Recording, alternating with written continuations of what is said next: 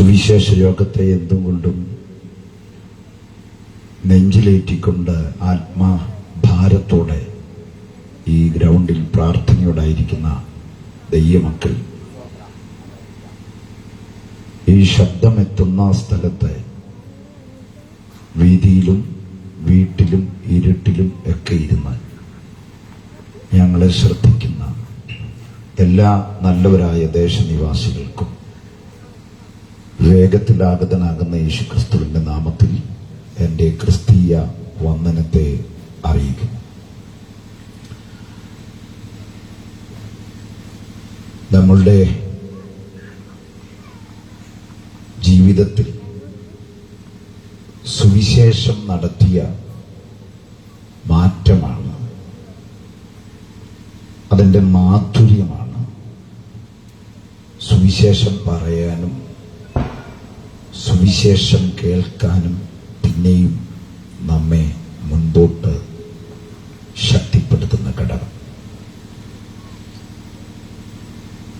സുവിശേഷത്തിന് മാത്രമാണ് മാറ്റങ്ങൾ വരുത്താൻ കഴിയുള്ളൂ. മറ്റെല്ലാം മാറിക്കൊണ്ടിരിക്കുന്നതാണ്. ഞാൻ എൻ്റെ വായനയിൽ എൻ്റെ ശ്രദ്ധയിൽപ്പെട്ടൊരു കാര്യം പറഞ്ഞ് വാക്യം വായിച്ച് സുവിശേഷം പറയാൻ ആഗ്രഹിക്കുക. കമ്മ്യൂണിസം ലോകത്തിൽ ഒരു കാലത്ത് കൊടികുത്തി വാണ ഒരു മഹാപ്രസ്ഥാനമായിരുന്നു. ഇന്ന് നമ്മുടെ കേരളം ഭരിക്കുന്നത് കമ്മ്യൂണിസ്റ്റ് പാർട്ടിയാണ്. കമ്മ്യൂണിസ്റ്റ് പാർട്ടിക്ക് കാലങ്ങൾക്കപ്പുറത്തൊരു വീഴ്ച, ഒരു നിലംപൊത്തൽ എല്ലാ രാജ്യങ്ങളിലും ഉണ്ടായി. ഇന്ത്യയിൽ കേരളത്തോടൊപ്പം കിടപിടിച്ച് നിന്ന ബംഗാളിൽ വരെ ആ വീഴ്ച കണ്ടു. എന്നാൽ അതിനൊക്കെ മുമ്പ് ലോകരാജ്യങ്ങളിൽ കമ്മ്യൂണിസം ചീട്ടുകൊട്ടാരം പോലെ തകർന്നപ്പോൾ അന്നത്തെ പാർട്ടിക്കാർ, നേതാക്കന്മാർ ഒരു പാർട്ടി കോൺഗ്രസ് വിളിച്ചു. അന്ന് ഇന്ത്യയിൽ ഡൽഹിയിൽ വെച്ചായിരുന്നു ആ പാർട്ടി കോൺഗ്രസ് നടന്നത്. അന്നത്തെ പ്രഥമ നേതാക്കന്മാരെല്ലാം കമ്മ്യൂണിസത്തോട് അനുഭാവമുള്ള പ്രധാനപ്പെട്ട ആളുകൾ മുഴുവൻ ഡൽഹിയിൽ അവർ തയ്യാർ ചെയ്ത് അവര് വിളിച്ചുകൂട്ടി യോഗത്തിൽ ആ ഓഡിറ്റോറിയത്തിൽ കൂട്ടിവരുത്തി. ഇന്ന് ജീവിച്ചിരിക്കുന്ന പ്രായാധിക്യം എത്തി നിൽക്കുന്ന 100 വയസ്സായ സഖാവ് അച്യുതാനന്ദൻ ഒരു യൗവനക്കാരനായിരിക്കുന്ന സമയം. ഞാനീ പറയുന്ന കാര്യം മലയാള പത്രങ്ങളിൽ പോലും വെണ്ടയ്ക്ക അക്ഷരത്തിൽ എഴുതി വന്ന വാർത്തയാണ് ഞാനീ പറയുന്നത്. ഇവിടെ ഇരിക്കുന്ന പ്രായമുള്ള ചിലർക്ക് അതിനെക്കുറിച്ച് ബോധമുണ്ട്, ഓർമ്മയുണ്ടെന്നൊക്കെ ഞാൻ വിചാരിക്കും. ആ പാർട്ടി കോൺഗ്രസിൽ കൂടി വന്ന ജനത്തെ മുമ്പിൽ അവർ അവതരിപ്പിച്ചു. കമ്മ്യൂണിസത്തിന് പൊതുവെ ലോകരാജ്യങ്ങളിൽ ഇടിവ് വരും. അതുകൊണ്ട് കമ്മ്യൂണിസ്റ്റ് മാനിഫെസ്റ്റോയിൽ മാറ്റം വരുത്തണം. മാർക്സും ലെനിനും എംഗൽസും ഒക്കെ മുന്നോട്ട് വെച്ച തത്വങ്ങൾക്ക് ചില വിഷയങ്ങൾക്ക് ഭേദഗതി, തിരുത്തൽ വരുത്തണം. പക്ഷേ കേട്ട ജനങ്ങൾ ആ ഓഡിറ്റോറിയം ഇളക്കി മറിച്ചുകൊണ്ടായി. അതിനനുവദിക്കില്ല. ഇൻകുലാബ് സിന്ദാബാദ് എന്ന് പറഞ്ഞ് അവർ മുദ്രാവാക്യം വിളിച്ച് ബഹളമുണ്ടാക്കി. അന്ന് വീരോടെ പ്രസംഗിക്കുന്ന സഖാവ് അച്യുതാനന്ദൻ, അദ്ദേഹത്തിന് പ്രസംഗിക്കാൻ സമയം കിട്ടിയപ്പോൾ ഈ കാര്യത്തെ അദ്ദേഹം അവതരിപ്പിച്ചത് എങ്ങനെയാണ്? കമ്മ്യൂണിസ്റ്റ് മാനിഫെസ്റ്റോ തിരുത്തരുതെന്ന് പറയാൻ അത് വിശുദ്ധ ബൈബിളല്ലല്ലോ. ലോകത്തിൽ തിരുത്തണ്ടാത്തൊരു പുസ്തകമുണ്ടെങ്കിൽ അത് ബൈബിൾ മാത്രമാണ്. ഇത് ഇവിടെ ഇരിക്കുന്ന പ്രസംഗിക്കുന്ന ഞാനോ എന്റെ പിൻപിലോ മുൻപിൽ ഇരിക്കുന്ന ഉപദേശിമാരുടെ അഭിപ്രായമല്ല. ഇന്നും ജീവിച്ചിരിക്കുന്ന കേരളക്കരയിലെ ഏറ്റവും മുതിർന്ന അവസാനത്തെ ഒറിജിനൽ കമ്മ്യൂണിസ്റ്റുകാരനായ അച്യുതാനന്ദന്റെ വാക്കാ ഞാൻ പറയും. അദ്ദേഹം പറയുകയാണ്, കമ്മ്യൂണിസ്റ്റ് മാനിഫെസ്റ്റോ തിരുത്തണ്ടെന്ന് പറയാൻ അത് വിശുദ്ധ ബൈബിൾ അല്ലല്ലോ. രണ്ടാമത് അദ്ദേഹം ഇങ്ങനെയും കൂട്ടിച്ചേർത്തു, ലോകത്തിൽ തിരുത്തണ്ടാത്ത പുസ്തകം അത് വിശുദ്ധ ബൈബിളാണ്. ഇത്ര രണ്ട് കാര്യം സഖാവ് അച്യുതാനന്ദന് പറയാൻ പറ്റിയെങ്കിൽ ഇന്നും ജീവിച്ച് വിശ്രമിക്കുന്ന സഖാവ് അച്യുതാനന്ദനോടടക്കം സകല സഖാക്കളോടും സകല ജനത്തോടും എനിക്ക് അതിനോടൊരു കൂട്ടി ചേർത്ത് പറയാനുണ്ട്. ലോകത്തിൽ തിരുത്തണ്ടാത്തൊരു പുസ്തകമുണ്ടെങ്കിൽ അത് ബൈബിളാണെങ്കിൽ, ലോകത്തിൽ ആരെയും തിരുത്താൻ കഴിയുന്നൊരു പുസ്തകമുണ്ടെങ്കിൽ അത് ഞാൻ പ്രസംഗിക്കുന്ന, ഞങ്ങൾ ഉയർത്തുന്ന വിശുദ്ധ ബൈബിളിലെ സുവിശേഷമാണ്. ഞങ്ങളെ തിരുത്തിയ, ഇന്നലകളിൽ അനേകരെ തിരുത്തിയ, ഇന്ന് രാത്രിയിലും തിരുത്താൻ കഴിയുന്ന, നാളകളുടെ നീളങ്ങളിൽ തിരുത്താൻ കഴിയുന്ന ഒരു സംവിധാനമുണ്ടെങ്കിൽ അത് ഞാൻ പ്രസംഗിക്കുന്ന വിശുദ്ധ ബൈബിളാണ്, സുവിശേഷമാണ്. ആവർത്തിക്കട്ടെ, മറ്റൊരുത്തരിലും രക്ഷയില്ല. നാം രക്ഷിക്കപ്പെടുവാൻ ആകാശത്തിന്റെ കീഴിൽ മനുഷ്യരുടെ ഇടയിൽ യേശുക്രിസ്തു എന്ന നാമമല്ലാതെ വേറൊരു നാമമില്ല, വേറൊരു ദൈവമില്ല, വേറൊരു സന്ദേശമില്ല. ധൈര്യവും ശക്തിയുമുള്ളവർ ദൈവത്തെ കരങ്ങൾ ഉയർത്തി സ്തുതിച്ചാൽ ഇതെവിടെ പറയാനും നമുക്ക് ലജ്ജിക്കണ്ട. ഇത് പറഞ്ഞിട്ട് ഇന്ന് രാത്രി കൊന്നുകളയാണെങ്കിൽ മരിക്കാൻ തയ്യാറായാണ് നമ്മൾ. ആമേൻ. അത്രയ്ക്ക് വിലമതിക്കുന്ന സുവിശേഷം പ്രസംഗിക്കാൻ കർത്താവ് നമ്മെ തിരഞ്ഞെടുത്തതോർത്ത് ഞാൻ ദൈവത്തെ സ്തുതിക്കും. ശക്തിയോടെ ദൈവത്തെ ഒരിക്കൽ കൂടെ മഹത്വപ്പെടുത്താം. മത്തായി എഴുതിയ സുവിശേഷം 16-ാം അധ്യായം 15 തുടങ്ങി 18 വരെയുള്ള വാക്യങ്ങൾ പിന്നെയും ശബ്ദമുയർത്തി വായിക്കാം. നിങ്ങളോ എന്നെ ആരെന്ന് പറയുന്നു എന്ന് അവൻ ചോദിച്ചതിന് ശിമോൻ പത്രോസ്, നീ ജീവനുള്ള ദൈവത്തിന്റെ പുത്രനായ ക്രിസ്തു എന്ന് ഉത്തരം പറഞ്ഞു. യേശു അവനോട്, ബർയോന ശിമോനെ, നീ ഭാഗ്യവാൻ. ജഡരക്തങ്ങളല്ല, സ്വർഗസ്ഥനായ എന്റെ പിതാവത്രേ നിനക്ക് ഇത് വെളിപ്പെടുത്തിയത്. നീ പത്രോസാകുന്നു. ഈ പാറമേൽ ഞാൻ എന്റെ സഭയെ പണിയും, പാതാള ഗോപുരങ്ങൾ അതിനെ ജയിക്കുകയില്ല എന്ന് ഞാൻ നിന്നോട് പറയുന്നു. എല്ലാ കണ്ണുകളും ദൈവസന്നിധാനം അടയ്ക്കാം. നമുക്ക് ദൈവത്തോട് പ്രാർത്ഥിക്കാം. ആത്മാർത്ഥമായി ഉള്ളൊരുങ്ങിയ ആത്മാക്കളുടെ വിടുതലിനായി നമുക്ക് സ്തോത്രം ചെയ്യാം. ഹല്ലേലൂയ. കന്യാസുതനേ ദേവകുമാര, മന്നിൻ രക്ഷകനേ, വിണ്ണിൽ നിന്നിഹേ വന്നു പിറന്നു ഉന്നതനീശനെ, പരമോന്നതനീശനെ,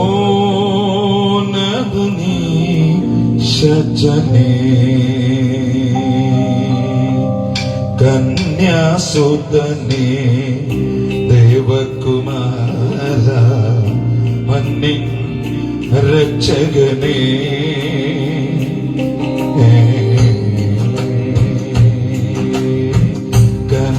കന്യാസുതനേ ദേവകുമാര, മന്നിൻ രക്ഷകനേ, വിണ്ണിൽ നിന്നിഹേ വന്നു പിറന്നു ഉന്നതനീശനെ, പരമോന്നതനീശനെ, കന്യാസുതനേ ദേവകുമാര, മന്നിൻ രക്ഷകനേ,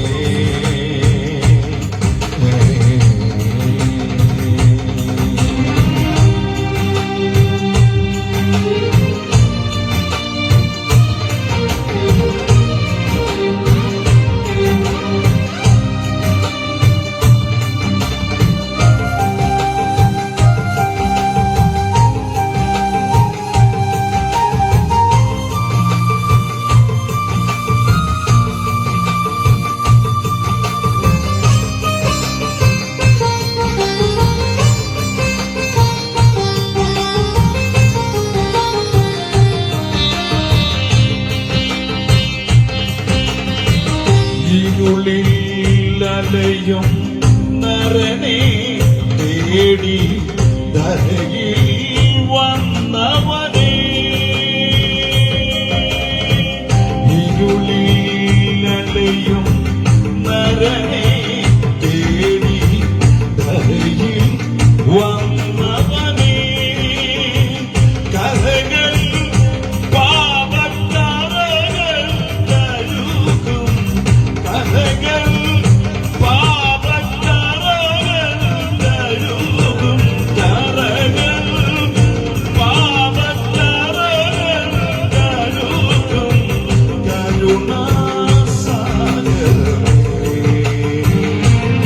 കരയറിയ സാഗരമേ കരകൾ പാപക്കറകൾ കഴുകും കരുണാസാഗരമേ കരയറിയ സാഗരമേ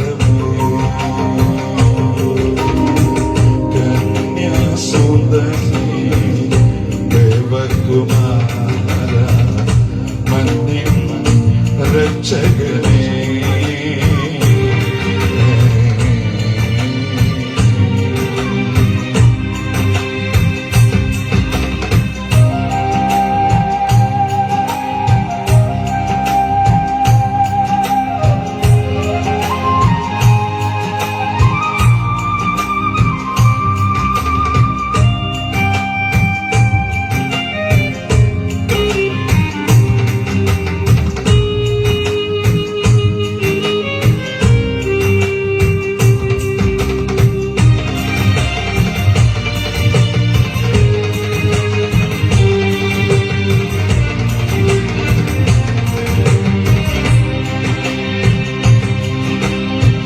തകരും മനസ്സിൽ കഥനം തിങ്ങി കരയും മാനവരി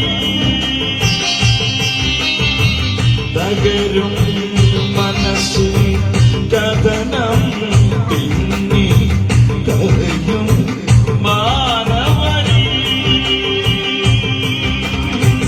മുറിവിൽ വീഞ്ഞുവെന്നയുമേകി മുറിവിൽ വീഞ്ഞുവെന്നയുമേകി മുറിവിൽ വീഞ്ഞും എന്നയുമേകി സുഖമരുളും വരനേ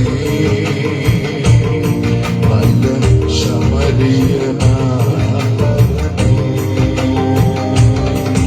ഓ മുറിവിൽ വീഞ്ഞും എന്നയുമേകി മുറിവിൽ വീഞ്ഞും എന്നയുമേകി മുറിവിൽ വീഞ്ഞും എന്നയുമേകി സുഖമരുളും വരനേ നല്ല ശമരിയൻ ആയവനേ കന്യാസുന്ദരി ദേവകുമാര മന്യൻ രക്ഷകനേ വിണ്ണിൽ വന്നു പിറന്നോ ഉന്നതനീശജനേ പരമോന്നതനീശജനേ കന്യാസുന്ദരി ദൈവകുമാര മന്യൻ രക്ഷകനേ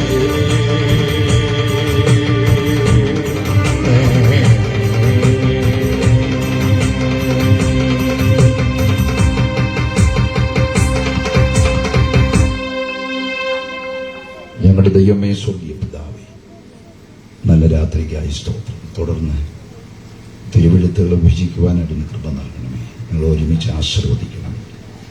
അരുതാത്തതൊന്നും പറയാൻ അനുവദിക്കരുത്. പറയേണ്ടതൊന്നും അടിയന്റെ ഇഷ്ടപ്രകാരം മറച്ചു വെക്കാനും ശ്രമിക്കണം.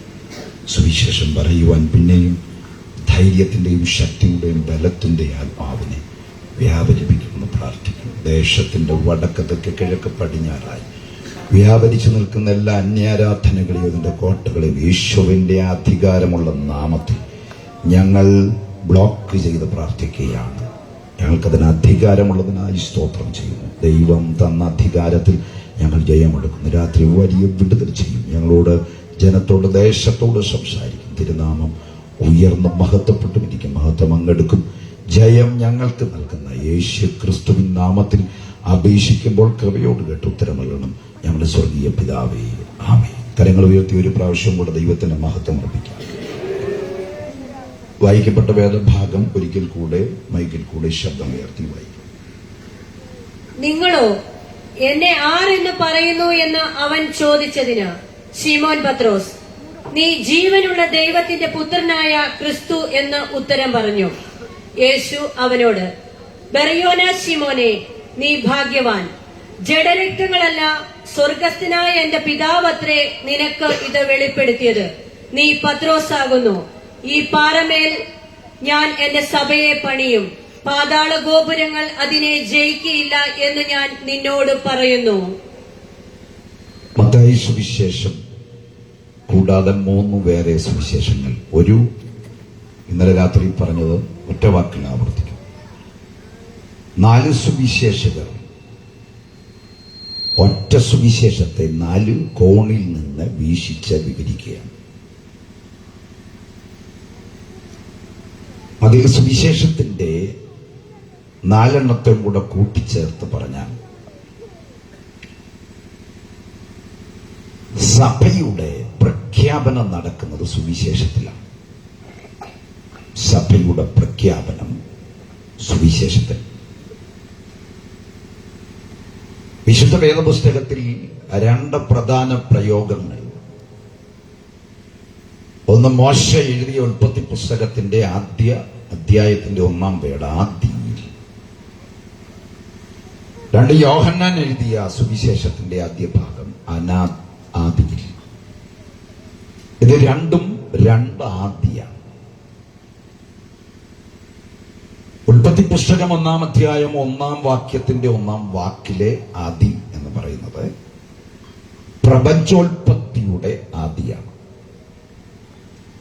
എന്നാൽ യോഹന്നാൻ സുവിശേഷം 1-ാം അധ്യായത്തിന്റെ 1-ാം വാക്യത്തിൽ പറയുന്ന ആദി പ്രപഞ്ചോൽപത്തിയുടെ അല്ല, അനാദിയെക്കുറിച്ചാണ് അവിടെ ആദി എന്ന് പറയുന്നത്. പ്രപഞ്ചോൽപത്തിയുടെ ആദി ഉൽപ്പത്തി പുസ്തകം 1-ൽ തന്നെ പറഞ്ഞു തുടങ്ങും. നമുക്കറിയാം, ആദിയിൽ ദൈവം ആകാശവും ഭൂമിയും സൃഷ്ടിച്ചു. ഭൂമി പാഴായും ശൂന്യമായും തീർന്നു. എന്നാൽ യോഹന്നാന്റെ സുവിശേഷത്തിൽ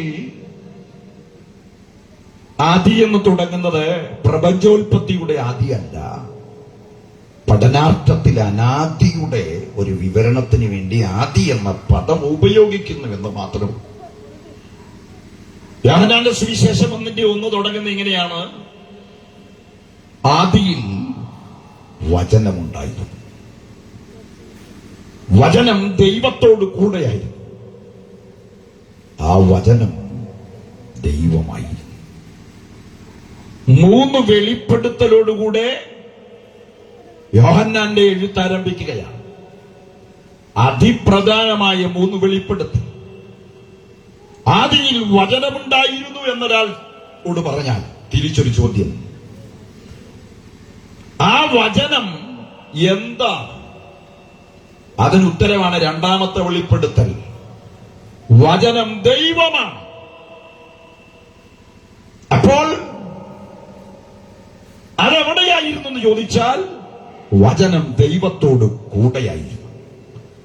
യോഹന്നാന്റെ സുവിശേഷത്തിൽ ഉടനീളം വെളിപ്പെടുത്തലുകൾ നിറഞ്ഞു നിൽക്കുന്ന പുസ്തകമാണ്. ഞാൻ കുറച്ച് വർഷങ്ങൾക്ക് മുമ്പേ ഒരു വർഷം യോഹന്നാന്റെ സുവിശേഷം ഒരു പ്രാർത്ഥനയോടുകൂടെ ധ്യാനത്തിൽ വെച്ചപ്പോൾ ഓരോ അധ്യായത്തിലും ഓരോ ഗംഭീര വെളിപ്പെടുത്തലാണ് നടത്തിയിരിക്കുന്നത്. ഓരോ അധ്യായങ്ങൾക്കകത്തും വിവിധ വെളിപ്പെടുത്തലുകൾ വേറെയുണ്ട്. അതിൽ പ്രത്യാശയുടെ മുഖം നമ്മുടെ അകത്തേക്ക് കോറിയിടുന്ന വെളിപ്പെടുത്തലുകളൊക്കെ യോഹന്നാന്റെ സുവിശേഷത്തിൽ കാണാം. നിങ്ങളുടെ ഹൃദയം കലങ്ങിപ്പോകരുത്. ദൈവത്തിൽ വിശ്വസിപ്പി, എന്നിലും വിശ്വസിപ്പി. എന്റെ പിതാവിന്റെ ഇടത്ത് അനേക വാസസ്ഥലങ്ങളുണ്ട്. ഇല്ലായിരുന്നെങ്കിൽ ഞാൻ നിങ്ങളോട് പറയുമായിരുന്നു. എന്നാൽ ഞാൻ പോയ ശേഷം അവിടെ നിങ്ങൾക്ക് ഭവനമൊരുക്കി പിന്നെയും ഞാൻ വന്ന് നിങ്ങളെ എന്റെ അടുക്കൽ ചേർത്തുകൊള്ളാം. ഒരു ദൈവമക്കളുടെ ഏറ്റവും വലിയ പ്രത്യാശയുടെ അവൻ ദൈവിക വെളിപ്പെടുത്തലാണ് 14:1. ഇങ്ങനെ ഉടനീളം വെളിപ്പെടുത്തലുകൾ നിറഞ്ഞു നിൽക്കും. സുവിശേഷം ഈ 4 കൂടെ ചേർത്ത് പഠിക്കുമ്പോൾ സുവിശേഷത്തിലാണ് അനാദി നിത്യതയിലെ തിരുഹൃദയത്തിൽ മറഞ്ഞിരുന്ന മർമ്മമായ സഭയുടെ പ്രഖ്യാപനം ഭൂമിയിൽ നടത്തുന്നത് സുവിശേഷത്തിലാണ്. അപ്പോൾ ഒരുപക്ഷെ നമ്മുടെ നാടൻ ചൊല്ല് തന്നെ പ്രയോഗിച്ച് പഠനത്തിന് ഞാൻ പറഞ്ഞുവിടാം. മലയാളികളുടെ ചൊല്ലുണ്ട്, ജനിക്കാത്ത കൊച്ചിന്റെ ജാതകം എഴുതേണ്ട ആവശ്യമുണ്ട്. അല്ല, അതേ രീതിയിൽ ഇത് പറഞ്ഞു വെച്ചിരിക്കുന്നു. ഞാൻ എന്റെ സഭയെ പണി, പാതാള ഗോപുരങ്ങൾ അതിനെ ജയിക്കില്ല. നമ്മുടെ മലയാളികളുടെ മുമ്പിൽ അവൻ ഇങ്ങനെ പറയുകയാണെങ്കിൽ നമ്മൾ ഭൗതിക ബുദ്ധി ഉപയോഗിച്ച് അപ്പൊ വരട്ടെ, വന്നു കഴിഞ്ഞിട്ട് ലോകത്തോടൊന്ന് ഏറ്റുമുട്ടട്ടെ, എന്നിട്ട് നമുക്ക് നോക്കാം ജയിക്കുകയോ തോക്കോ ഇല്ലയോ എന്ന് പറഞ്ഞു വിടേണ്ട സ്ഥാനത്ത് സഭ ഭൂമിയിൽ സ്ഥാപിക്കപ്പെടുന്നതിന് മുമ്പേ അവൻ സ്വർഗത്തിലെ നിർണയത്തെ പുത്രൻ ഭൂമിയിൽ പ്രഖ്യാപിക്കുകയാ. ഭൂമിയിൽ സ്ഥാപിക്കാൻ പോണ സഭയെ ഒരു ശക്തിക്കും ജയിക്കാൻ കഴിയില്ല. ഒരു മന്ത്രവാദിക്ക് ജയിക്കാൻ കഴിയില്ല. ഒരു ക്ഷേത്രശക്തിക്ക് ജയിക്കാൻ കഴിയില്ല. ഒരു 4-ാം വേദത്തിന് ജയിക്കാൻ കഴിയില്ല. ഒരു സാമുദായിക ക്രൈസ്തവ സമൂഹത്തിനും ദൈവസഭയെ ജയിക്കാൻ കഴിയില്ല. ഭാഗത്തിലെ എല്ലാം കൂടെ കൂട്ടുകെട്ടിയാൽ സഭയെ ജയിക്കാൻ കഴിയില്ല. ടെസ്റ്റ് അടിച്ചിട്ട് പറയുന്നല്ല, സഭ ഭൂമിയിൽ സ്ഥാപിക്കപ്പെടുന്നതിന് മുമ്പുള്ള സഭയുടെ ഉടമസ്ഥന്റെ പ്രഖ്യാപനമാണ്. ഞാൻ ഭൂമിയിൽ സ്ഥാപിക്കാൻ പോണ അനാദി നിത്യതയിൽ തിരുഹൃദയത്തിൽ മറഞ്ഞിരിക്കുന്ന സഭ ജയമുള്ള സഭയാ, തോൽവിയുള്ള സഭയല്ല. ഞങ്ങൾ പ്രസംഗിക്കുന്ന ദൈവസഭ തമ്മിലടിച്ച് വേർതിരിഞ്ഞു പോകുന്ന സഭയല്ല. പാതാള ഗോപുരങ്ങൾക്ക് ജയിക്കാൻ കഴിയാത്ത കരുത്തുറ്റ ജയാളിയായ സഭ, അതാണ് ദൈവസഭ. ഒരു ഹല്ലേലൂയ ദൈവത്തിന് പറഞ്ഞു. സ്വതന്ത്രം. അപ്പോൾ നമ്മളെ പെന്തിക്കോസ്തുകാരുടെ ചിന്തയ്ക്കും കൂടെ വിഭിന്നമായി വേറിട്ടൊരു ദൂത് കൈമാറിക്കൊണ്ട് സഭ എന്ന വിഷയം പറയാൻ പറ്റും. സഭയ്ക്ക് 2 വശം. ഒന്ന് ദൃശ്യസഭ, 2 അദൃശ്യസഭ. വളരെ ശ്രദ്ധിക്കണം. നമുക്ക് ബഹളമൊന്നും വേണ്ട, കാര്യങ്ങൾ അറിഞ്ഞ് ഗ്രഹിച്ചു പോയാൽ മതി. ഒന്ന് ദൃശ്യസഭ, 2 അദൃശ്യസഭ. എന്താണ് അദൃശ്യസഭ? അദൃശ്യ സഭകളില്ല, അദൃശ്യ സഭയോ. ആ സഭയുടെ പാസ്റ്റർ ആരാ? ഒരു മടിയും വേണ്ട, ശ്രേഷ്ഠ ഇടയനായ ക്രിസ്തു. അവിടുത്തെ അംഗങ്ങളാരാ? അത് അവരവര് തീരുമാനിക്കണം. എനിക്ക് എന്റെ കാര്യം പറയാൻ പറ്റും, നിങ്ങൾക്ക് നിങ്ങളുടെ കാര്യം പറയാം. കാരണം രക്ഷ വ്യക്തിപരമാണ്. രക്ഷയുടെ പൂർത്തീകരണത്തിലും വ്യക്തിപരമായ ഇടപാടാണ്. രക്ഷയുടെ പൂർത്തീകരണം കാണണമെങ്കിൽ സഭയോട് ഇഴുകിച്ചേർന്ന് നിൽക്കണം. ഏത് സഭയോട്? ഭൂമിയിലെ സംഘടനയോടല്ല. കാൽവറിയിൽ നിന്റെ പാപത്തിന്റെ പരിഹാരത്തിന് വേണ്ടി ഇഞ്ചിഞ്ചായി തകർക്കപ്പെട്ട യേശുക്രിസ്തുവിന്റെ ശരീരത്തോടെ ഏകീഭവിച്ചു നിൽക്കുന്നവർക്ക് മാത്രമേ സഭ എന്ന് പറയാൻ പറ്റത്തുള്ളൂ. അത് ദൃശ്യമല്ല, അത് ദൃശ്യമാണ്. നിങ്ങളിൽ എത്ര പേര് അതിന്റെ അംഗങ്ങളാണ്? പെന്തക്കോസ്തുകാരോടക്കം ചോദിക്കുക, നിങ്ങളിൽ എത്ര പേര് അതിന്റെ അംഗങ്ങളാണ്?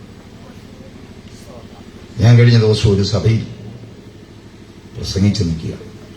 രാവിലെ തുടങ്ങിയ പ്രസംഗം രാത്രി 11 മണിയായി. 11 മണിയായപ്പോൾ ജനം ആരാധിക്കുക. പകല് 11:30 ഞാൻ പ്രസംഗിക്കാൻ തുടങ്ങിയ. രാത്രി 11 ഒറ്റ രീതി യോഗം പോയിക്കൊണ്ടിരിക്കുക. 2-3 മാസം മുമ്പ് നടന്ന സംഭവം. 11 മണി രാത്രിയായപ്പം ജനം ആരാധിച്ചപ്പം ഞാനിവിടെ ഇടയ്ക്കൊന്ന് സ്വോത്രം ചെയ്ത് മേൽപോട്ട് നിന്ന്, കർത്താവ് ഈ യോഗം എപ്പറ്റിയാണ്. കർത്താവ് പറഞ്ഞു മുന്നോട്ട് പോകും. അപ്പൊ ഞാനും കർത്താവും തമ്മിൽ സംസാരിച്ചപ്പോൾ എന്നോട് പറയുന്നു, ഈ സഭയ്ക്കകത്തിരിക്കുന്ന പലരും എന്റെ അദൃശ്യ സഭയുടെ അംഗങ്ങളായിട്ടില്ല. ഈ സഭയ്ക്കകത്തിരിക്കുന്ന പലരും എന്റെ അദൃശ്യ സഭയിൽ എന്റെ ഇടയത്വത്തിന്റെ കീഴിലേക്ക് പ്രവേശിക്കപ്പെട്ടിട്ടില്ല. ഞാൻ ഞെട്ടിപ്പോയി. ആ സഭയെ എനിക്ക് നല്ലവണ്ണം അറിയാം. ഞാൻ എപ്പോഴും ആ സഭയിൽ പോയി അവര് എനിക്ക് പ്രസംഗിക്കാൻ എപ്പോഴും വിളിക്കുന്ന സഭ. പക്ഷെ കർത്താവ് പറയും, ഇതിൻ്റെ അകത്തിരിക്കുന്ന എല്ലാവരും അദൃശ്യ സഭയുടെ അംഗങ്ങളായിട്ടില്ല. ഇവർ ദൃശ്യ സഭയുടെ അംഗങ്ങൾ മാത്രം. എനിക്കെന്ന് അവിടെ ഇരിക്കുന്ന എല്ലാവരും രക്ഷിക്കപ്പെട്ടവരാണെന്നറിയാം. അവർ വെള്ളത്തിൽ മുങ്ങി സ്നാനപ്പെട്ടവരാണ്. അവരിലേറിയ പങ്കും പരിശുദ്ധാത്മാഭിഷേകം പ്രാപിച്ചതാണ്.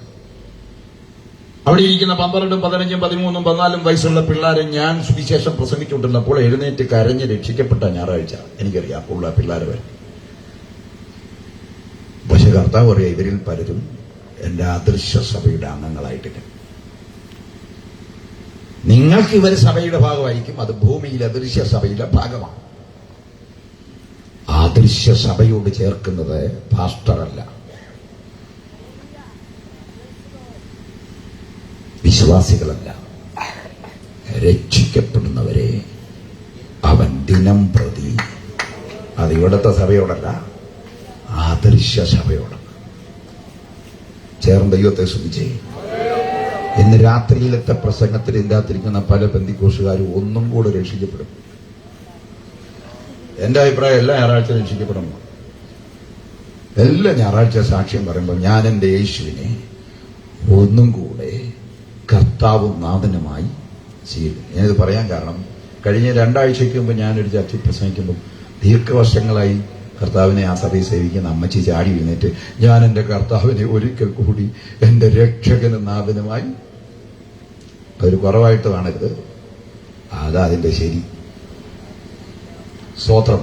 ഉള്ള കുശുമ്പും കുന്നായ്മയും അസൂയയും പിണക്കവും എല്ലാം വെച്ചുകൊണ്ട് കൈയടിച്ച് രക്ഷിക്കപ്പെട്ടതാണെന്നും പറഞ്ഞിരുന്നാലൊന്നും സ്വർഗത്തിലോട്ട് പോയില്ല.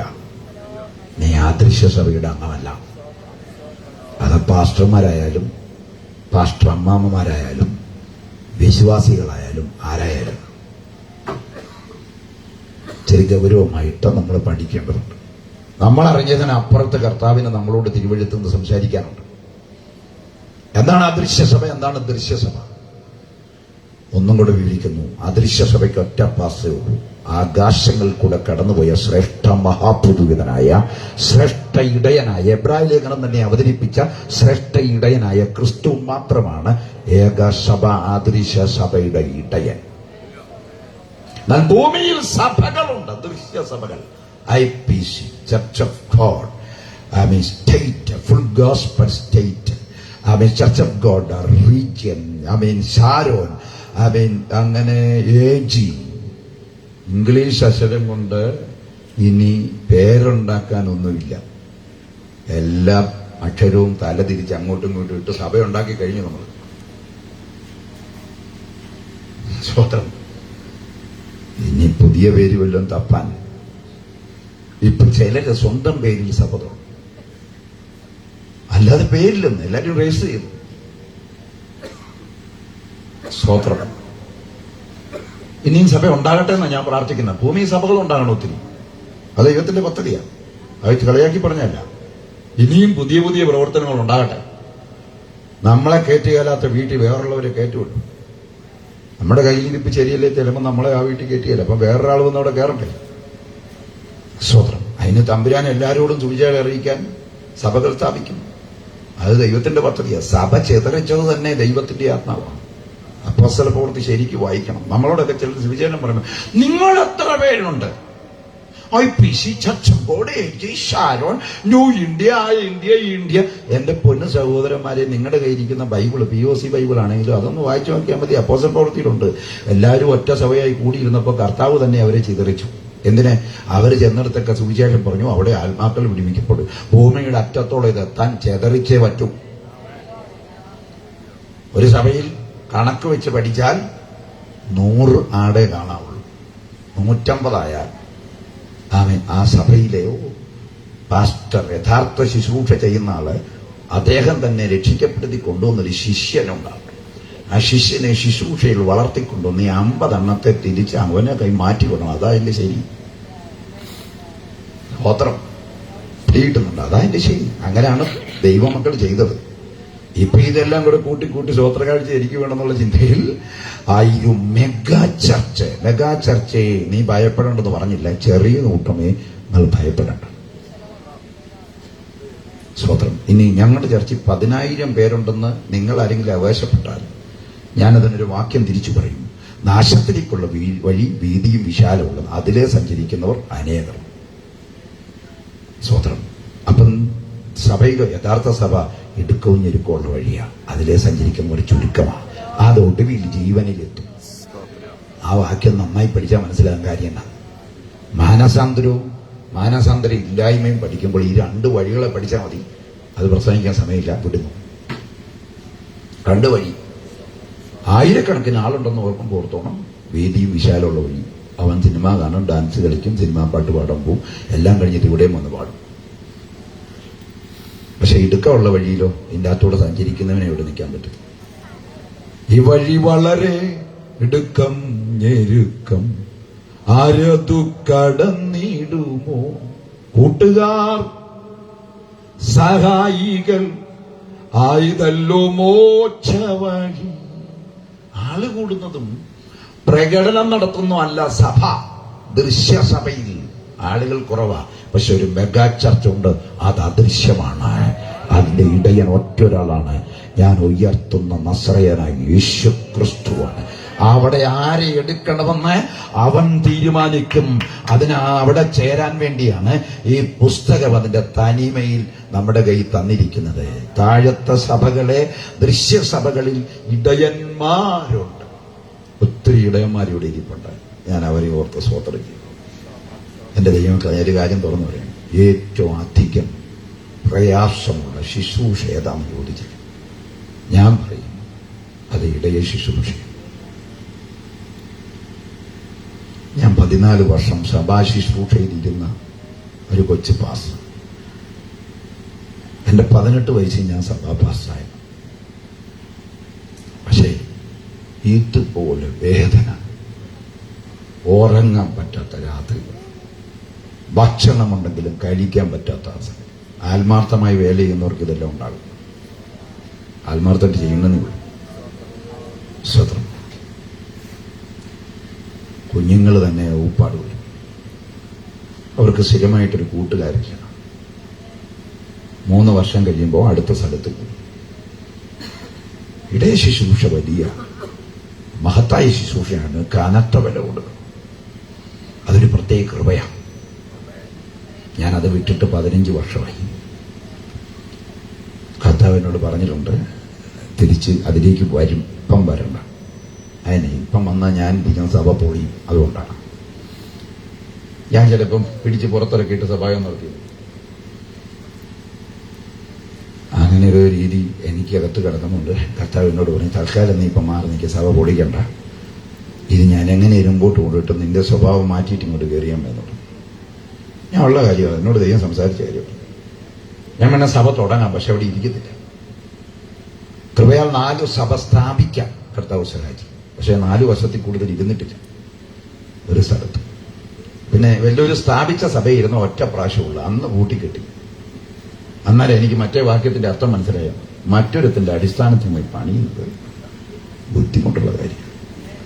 അന്ന് ഞാൻ കോലൊടിച്ചിട്ട്, കർത്താവെ ദയവ് ചെയ്ത് ഇനിയും വിളിക്കുകയാണെങ്കിൽ ഒന്നേന്ന് ഞാനൊരു പ്രവർത്തനം ആരംഭിച്ചോളാം, ഒരു സഭയിലും എന്നെ വിളിക്കരുത്. സ്തോത്രം. ഞാൻ ഈ പറയുന്നത് ഇടയ ശുശ്രൂഷയുടെ നൊമ്പരം ജനം അറിയണം. അതറിയാതെ പോകരുത്. ഇത് ഇടയന്മാരോട് പറയാം. നിങ്ങൾ ഇടയന്മാരായത് അങ്ങനെയാ. എന്നോട് ഒരു ദിവസം കർത്താവ് ചോദിച്ചു ഡയറക്റ്റ്. ഞാൻ നിങ്ങൾ കർത്താവായിട്ട് സംസാരിക്കാറുണ്ട്. ഞാനിങ്ങനെ പറയുമ്പോൾ നിങ്ങൾക്ക് ബുദ്ധിമുട്ടുണ്ടായിരുന്നു. ഞാൻ സംസാരിക്കാറുണ്ട്. അങ്ങനെ സംസാരിച്ചപ്പോൾ കർത്താവിനോട് ഞാൻ ചോദിച്ചു, ഈ നമ്മുടെ നൊമ്പരങ്ങളൊക്കെ നമ്മൾ ചോദിക്കണമല്ലോ കർത്താവിനോട്, സംസാരിക്കണം. കർത്താവ് വന്നിരിക്കും, പ്രാർത്ഥിക്കാനിരുന്ന കർത്താവ് വരും. ഞാൻ വിശ്വസിക്കുന്നു, ഞാനിരിക്കുന്ന ബ്ലാങ്കറ്റിന്റെ ഒരറ്റത്ത് കർത്താവ് വന്നിരിക്കുമെന്ന് ഞാൻ വിശ്വസിക്കുന്നു. അത് വിശ്വസിക്കുന്നവർ ദൈവത്തെ സ്തുതിച്ചാട്ടെ. ആമേൻ. വിശ്വസിക്കാത്തവരുള്ളതിനായി സ്തോത്രം. ഞാൻ എൻ്റെ അനുഭവം കൂടെ പറഞ്ഞു. ഞാൻ കർത്താവിനോട് ചോദിച്ചു, കർത്താവേ, ഈ ഇടയന്മാര് എന്തിനാ ഇവരിങ്ങനെ ആക്കി വെച്ചിരിക്കും? ഞാൻ എന്നെ ഒരു രീതിയിൽ അവതരിപ്പിക്കുക, മനസ്സിലാകാം. കർത്താവ് പറഞ്ഞു, ഇടയൻ എവിടാണോ ഉണ്ടായത്? ഞാൻ പറഞ്ഞു, ഒന്നാമത്തെ ഇടയൻ ഹാബേല. എന്നാലും കർത്താവിനോട് ചോദിച്ചത്, ആര് പറഞ്ഞടാ ഒന്നാമത്തെ ഇടയൻ? നീ ദാവീദിനോട് ചോദിച്ചു പഠിക്കുക, ആദ്യത്തെ ഇടയനാണ്. പുള്ളി പറഞ്ഞു, യഹോവ എന്റെ ഇടയനാണ്. അപ്പൊ ഒന്നാമത്തെ ഇടയൻ യഹോവയാ. അവിടെ ഒരു ഇടയൻ ഉള്ളതുകൊണ്ടാണ് നിങ്ങളെ ഇടയന്മാരാക്കി വെച്ചിരിക്കുന്നത്. ആ ഇടയനാ നിങ്ങളെ ഇടയന്മാരാക്കി വെച്ചിരിക്കുന്നത്. എന്തിനാണെന്നറിയോ? നിങ്ങൾക്ക് ഇഷ്ടമുള്ള പ്രസംഗിക്കാനല്ല, ഒത്തുവാക്യ പുസ്തകം തട്ടിക്കീച്ചാനുള്ളതല്ല. എന്നോട് കർത്താവ് ഡയറക്റ്റ് സംസാരിച്ച് ഞാൻ പറയാം. ഇവിടുത്തെ ഇടയന്മാർ പ്രാർത്ഥനാ റൂമിൽ മുകളിലെ ഇടയനുമായി കണ്ടുമുട്ടണം, സംസാരിക്കണം. എന്തിനാ നമ്മളെ ഇടയന്മാരാക്കി വെച്ചിരിക്കുന്നറിയോ?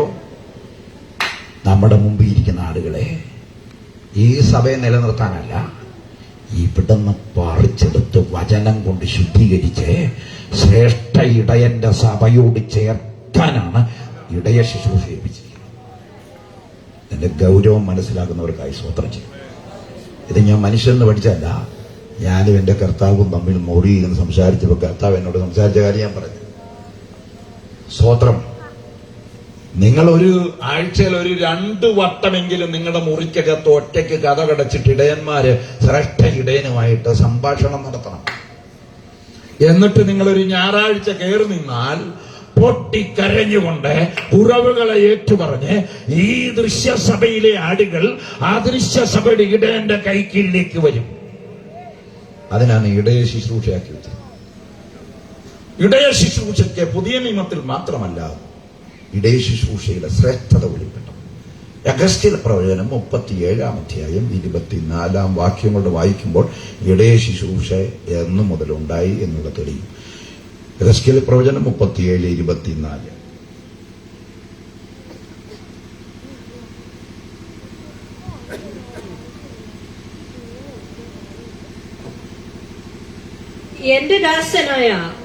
എന്റെ ദാസനായ ദാവീദ് അവർക്ക് രാജാവായിരിക്കും. അവർക്കെല്ലാവർക്കും ഒരേ ഇടയനുണ്ടാകും. അവർക്കെല്ലാവർക്കും ഒരിടയൻ. ദാവീദ് രാജാവായിരിക്കും, പക്ഷെ ഇടയൻ ഒരാളും. അത് യഹോവയാണ്. ഇനി ഞാൻ ഇടയന്മാരുടെ ഒരു ദൂത് പറയാം. രാജാവിന്റെ പദവിക്ക് മീതെയാണ് എന്റെ പദവി. പിടികിട്ടുന്നുണ്ടവരോ?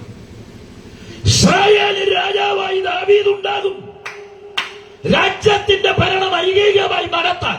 പക്ഷെ ജനത്തിന്റെ ഇടയൻ ദാവീദല്ല. ദാവീദിനും കീഴിൽ മുകളിൽ നിന്ന് ഭരണം നടത്തുന്ന ഒറ്റ ഇടയനുണ്ടെങ്കിൽ അത് യഹോവയാണ്. അതുകൊണ്ട് നരേന്ദ്രമോദി വന്നാലും നീ കൂഞ്ഞണ്ട, അവിടെ ഇരിക്കാൻ പറയണം. നരേന്ദ്രമോദിയുടെ പദവി അങ്ങ് അദ്ദേഹത്തിന്റെ അധികാര പരിധിക്കകത്ത്. സഭയ്ക്കകത്തൊരു മോഡിയില്ല, ഒരു പിണറായി വിജയനുമില്ല. നാളെ പിണറായി വിജയൻ രക്ഷിക്കപ്പെട്ട് നിങ്ങളുടെ സഭ വന്നാൽ പുൽപ്പിറ്റി കയറ്റി ഇരുത്തരുത്, സാധുക്കളായ ജനത്തോടു കൂടി ഇരുത്തും. കാരണം അദ്ദേഹത്തിന്റെ മുഖ്യമന്ത്രി പദവിയുടെ മുകളിലാണ് ഇടയന്റെ പദവി. ഇതറിയാൻ വയ്യാത്തവരെ വിളിച്ച് ജയജയെ കൊണ്ടിരുത്തി അവൻ ഫോട്ടോ എടുപ്പിച്ച് എന്നാൽ പുസ്തകത്തിൽ നിന്നൊക്കെ എത്ര അകന്നുപോയി സഭ. ബോധമുള്ള അപ്പച്ചാരന്മാരുണ്ടെങ്കിൽ ഒറ്റ ഒരെണ്ണം ജയജയിലോട്ട് കയറിയിട്ടുണ്ട്. ശുശ്രൂഷകർ തന്നെ എല്ലാവരും ജയജയിൽ കയറണമെങ്കിൽ ഒന്ന് വേറയ്ക്കും.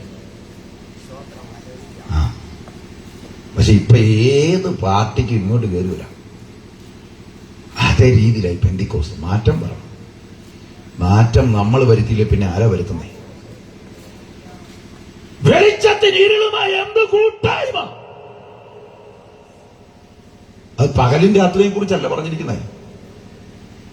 പിന്നെന്താ? എഫേസ്യ ലേഖനം 5:8 വായിക്കണ്ട, ഞാൻ പറഞ്ഞോളാം, അറിയാനുള്ളവരാണ്. എല്ലാം വായിപ്പിക്കാൻ പോയാൽ എനിക്കിവിടെ ഇത് മുന്നോട്ട് കൊണ്ടുപോകാൻ പറ്റില്ല. എഫേസ്യ ലേഖനം 5:8 പഠിക്കണം. മുൻപേ നിങ്ങൾ ഇരുളായിരുന്നു, ഇപ്പോഴോ നിങ്ങൾ ക്രിസ്തുവിൽ വെളിച്ചമാകുന്നു. മനുഷ്യരെ ഇരുളും വെളിച്ചമെന്ന് ബൈബിളിൽ പറഞ്ഞിരിക്കുന്നു.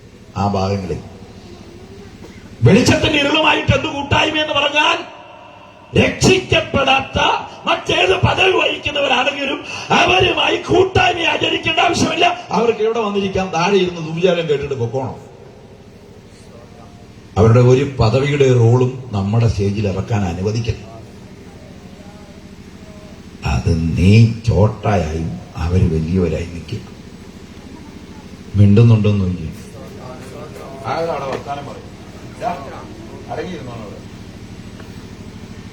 സ്തോത്രം. കരങ്ങൾ ഉയർത്തി ഹല്ലേലൂയ പറഞ്ഞു. സ്തോത്രം. ഇതൊക്കെ സഭയെ ബാധിക്കുന്ന വിഷയം. നമ്മളിതെന്ന് പറയും, നമുക്കിത് സിമ്പിളാ. നമ്മൾ അവർ വരുമ്പോ ഫോട്ടോ എടുക്കുന്നു, കൂടെ നിൽക്കുന്നു, നമുക്ക് ഇതിന്റെ ലാഘവം എന്ന് പറയത്തില്ല. അങ്ങോട്ട് മാറി നിൽക്കാൻ പറയണം.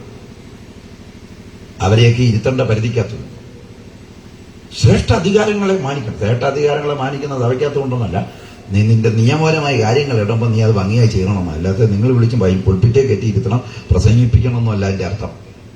വാക്യത്തെ ദുർവ്യാഖ്യാനം ചെയ്യരുത്. സ്തോത്രം. മിണ്ടുന്നുണ്ടെന്ന് നോക്കി. ഇതാ പറഞ്ഞ് നമ്മളിൽ പലരും അദൃശ്യ സഭയുടെ അംഗങ്ങളായിട്ടില്ല. അതുകൊണ്ട് നമ്മളിതൊക്കെ കാണിക്കുന്നത്. ആദ്യം കൊണ്ടോ സൈലന്റ് ആയതുകൊണ്ടോ ബന്ധുക്കൂസർ സത്യം കേൾക്കുമ്പോൾ സൈലന്റ് ആകും. നിങ്ങൾ ഇനി സൈലന്റ് ആയാലും എനിക്കൊന്നുമില്ല, എന്നെ ഇത് പറയാൻ ദൈവം ഏൽപ്പിച്ചിരിക്കുക. ഒരു മാനസാന്തരം ഉണ്ടാക്കാനാ സുവിശേഷകരായ ഞങ്ങളെ ഇവിടെ ഇരുത്തി. യേശു വരാറായി. പോണെങ്കിൽ പണ്ട് ബന്ധുക്കോസിൽ കൂടിയ ഡേറ്റും പറഞ്ഞുകൊണ്ടിരുന്നതും പോവുകയില്ല.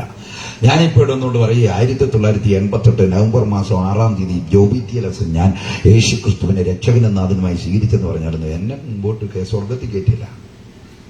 രക്ഷയുടെ പൂർത്തീകരണത്തിലെത്തണമെങ്കിൽ ഇടയ്ക്ക് വെച്ച് വിശുദ്ധീകരണത്തിൽ കൂടെ സഭയുടെ ഭാഗമാണ്.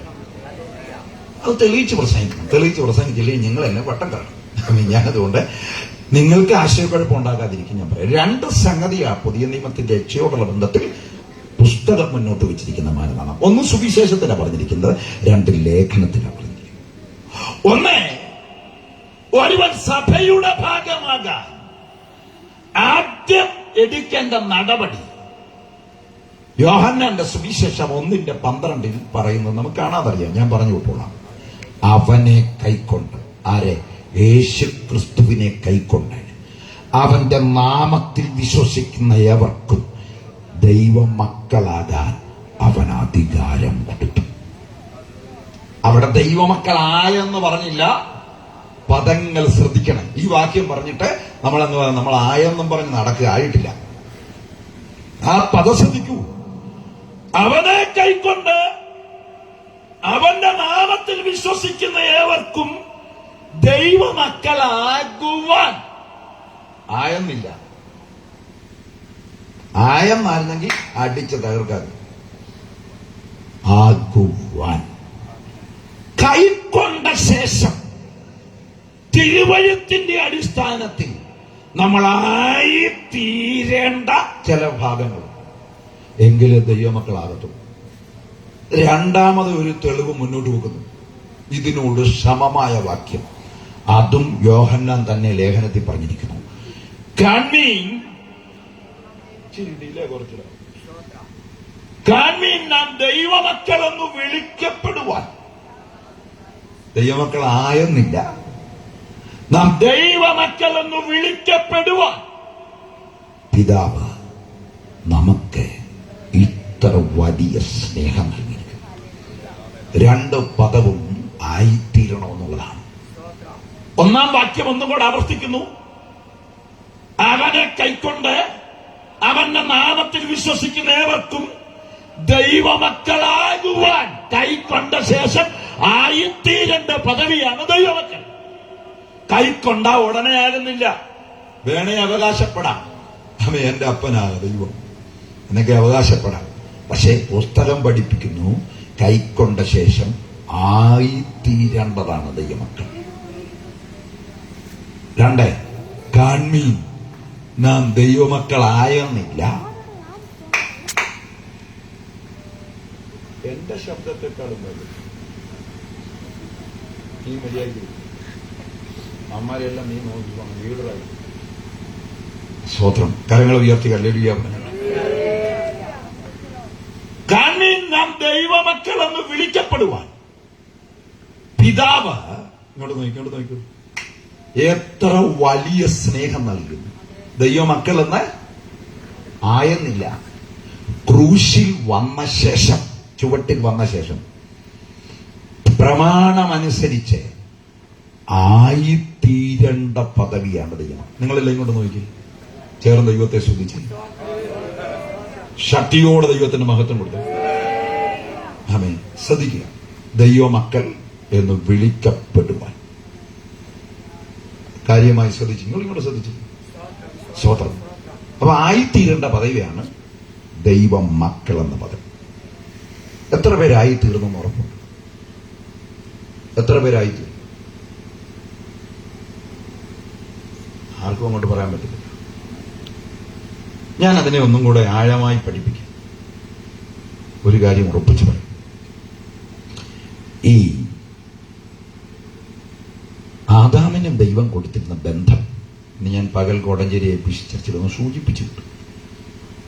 ആദാമും ദൈവവും തമ്മിലുള്ള ബന്ധം എന്തായിരുന്നു? ഒരു ജീവിയല്ല ആദാം.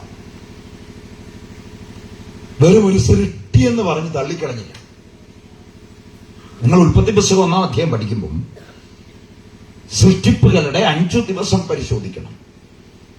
വെളിച്ചമുണ്ടാകട്ടെ എന്ന് കൽപ്പിച്ചിട്ട് ദൈവം ഒരിക്കലും പറഞ്ഞില്ല എന്റെ മൂത്ത മോനാ വെളിച്ചം, അവന്റെ പേര് വെളിച്ചമെന്നാണ്. വെളിച്ചത്തെ വേർതിരിച്ചു. പകൽ വാഴാൻ സൂര്യൻ, രാത്രി വാഴാൻ ചന്ദ്രൻ. സൂര്യൻ എന്റെ 2ാമത്തെ മോനാണ്, വെളിച്ചം എന്റെ 1ാമത്തെ മോനാണ്, ചന്ദ്രൻ എന്റെ 3ാമത്തെ മോനാണ്. നക്ഷത്രങ്ങളിൽ പെൺപിള്ളാരും ഉണ്ട് ആൺപിള്ളാരും ഉണ്ടെന്ന് ദൈവം പറഞ്ഞില്ല. 5 ദിവസത്തെ സൃഷ്ടിപ്പിലും ഒരു പുത്രത്വ ബന്ധത്തെക്കുറിച്ച് ദൈവം വേണ്ടിയില്ല.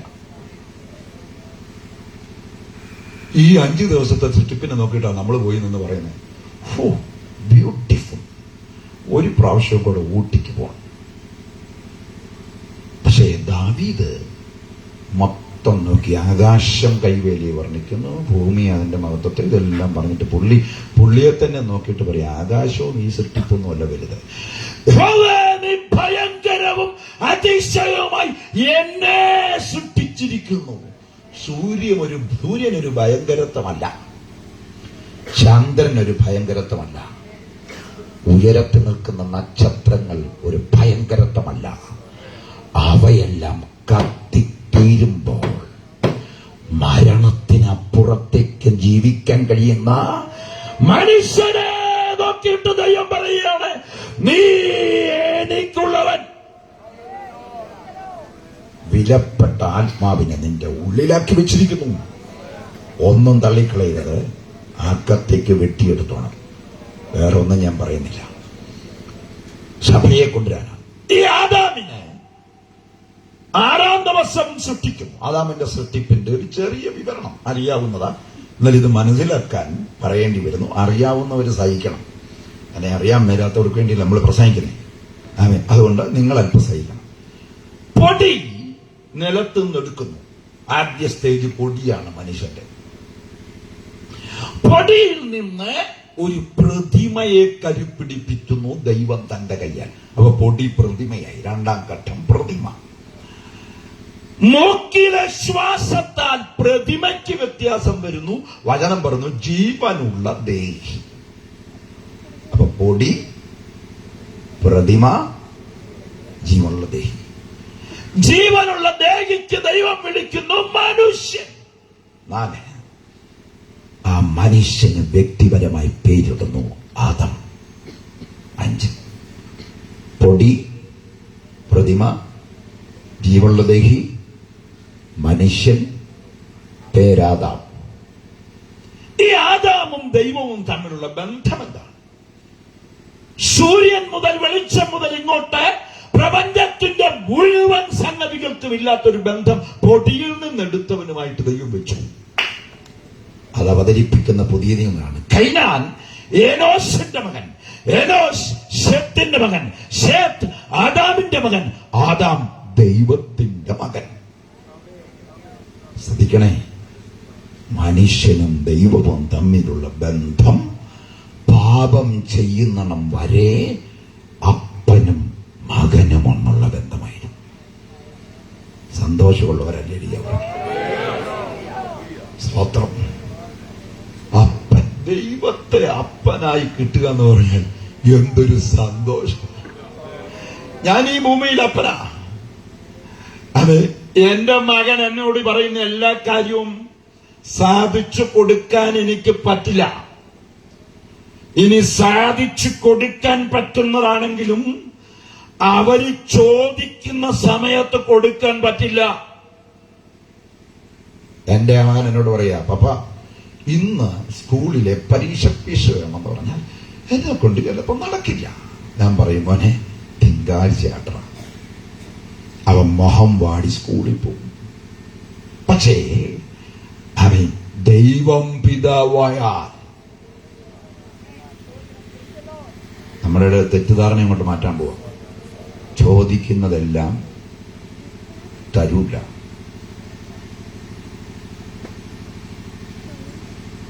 ആഗ്രഹിക്കുന്നതെല്ലാം കിട്ടൂല. അപ്പൊ പിന്നെ വാക്യമുണ്ടല്ലോ, ചോദിക്കുന്ന എന്നാന്ന് മോള് എഴുതി വെച്ചിട്ട് താഴെ. നമ്മൾ ഈ വാക്യം മാത്രമേ കണ്ടുള്ളൂ. ചോദിക്കേണ്ടത് എന്താന്ന് മോളി പറഞ്ഞിട്ടുണ്ട്. എന്താ അത് ചോദിക്കാനാ പറഞ്ഞു. ചോദിക്കുന്നതെല്ലാം തരാന്ന് പറഞ്ഞിട്ട് പിന്നെന്നാ പറഞ്ഞേ? നിങ്ങളെ ആഗ്രഹങ്ങളെ സ്വത്തടത്തോടെ അറിയും.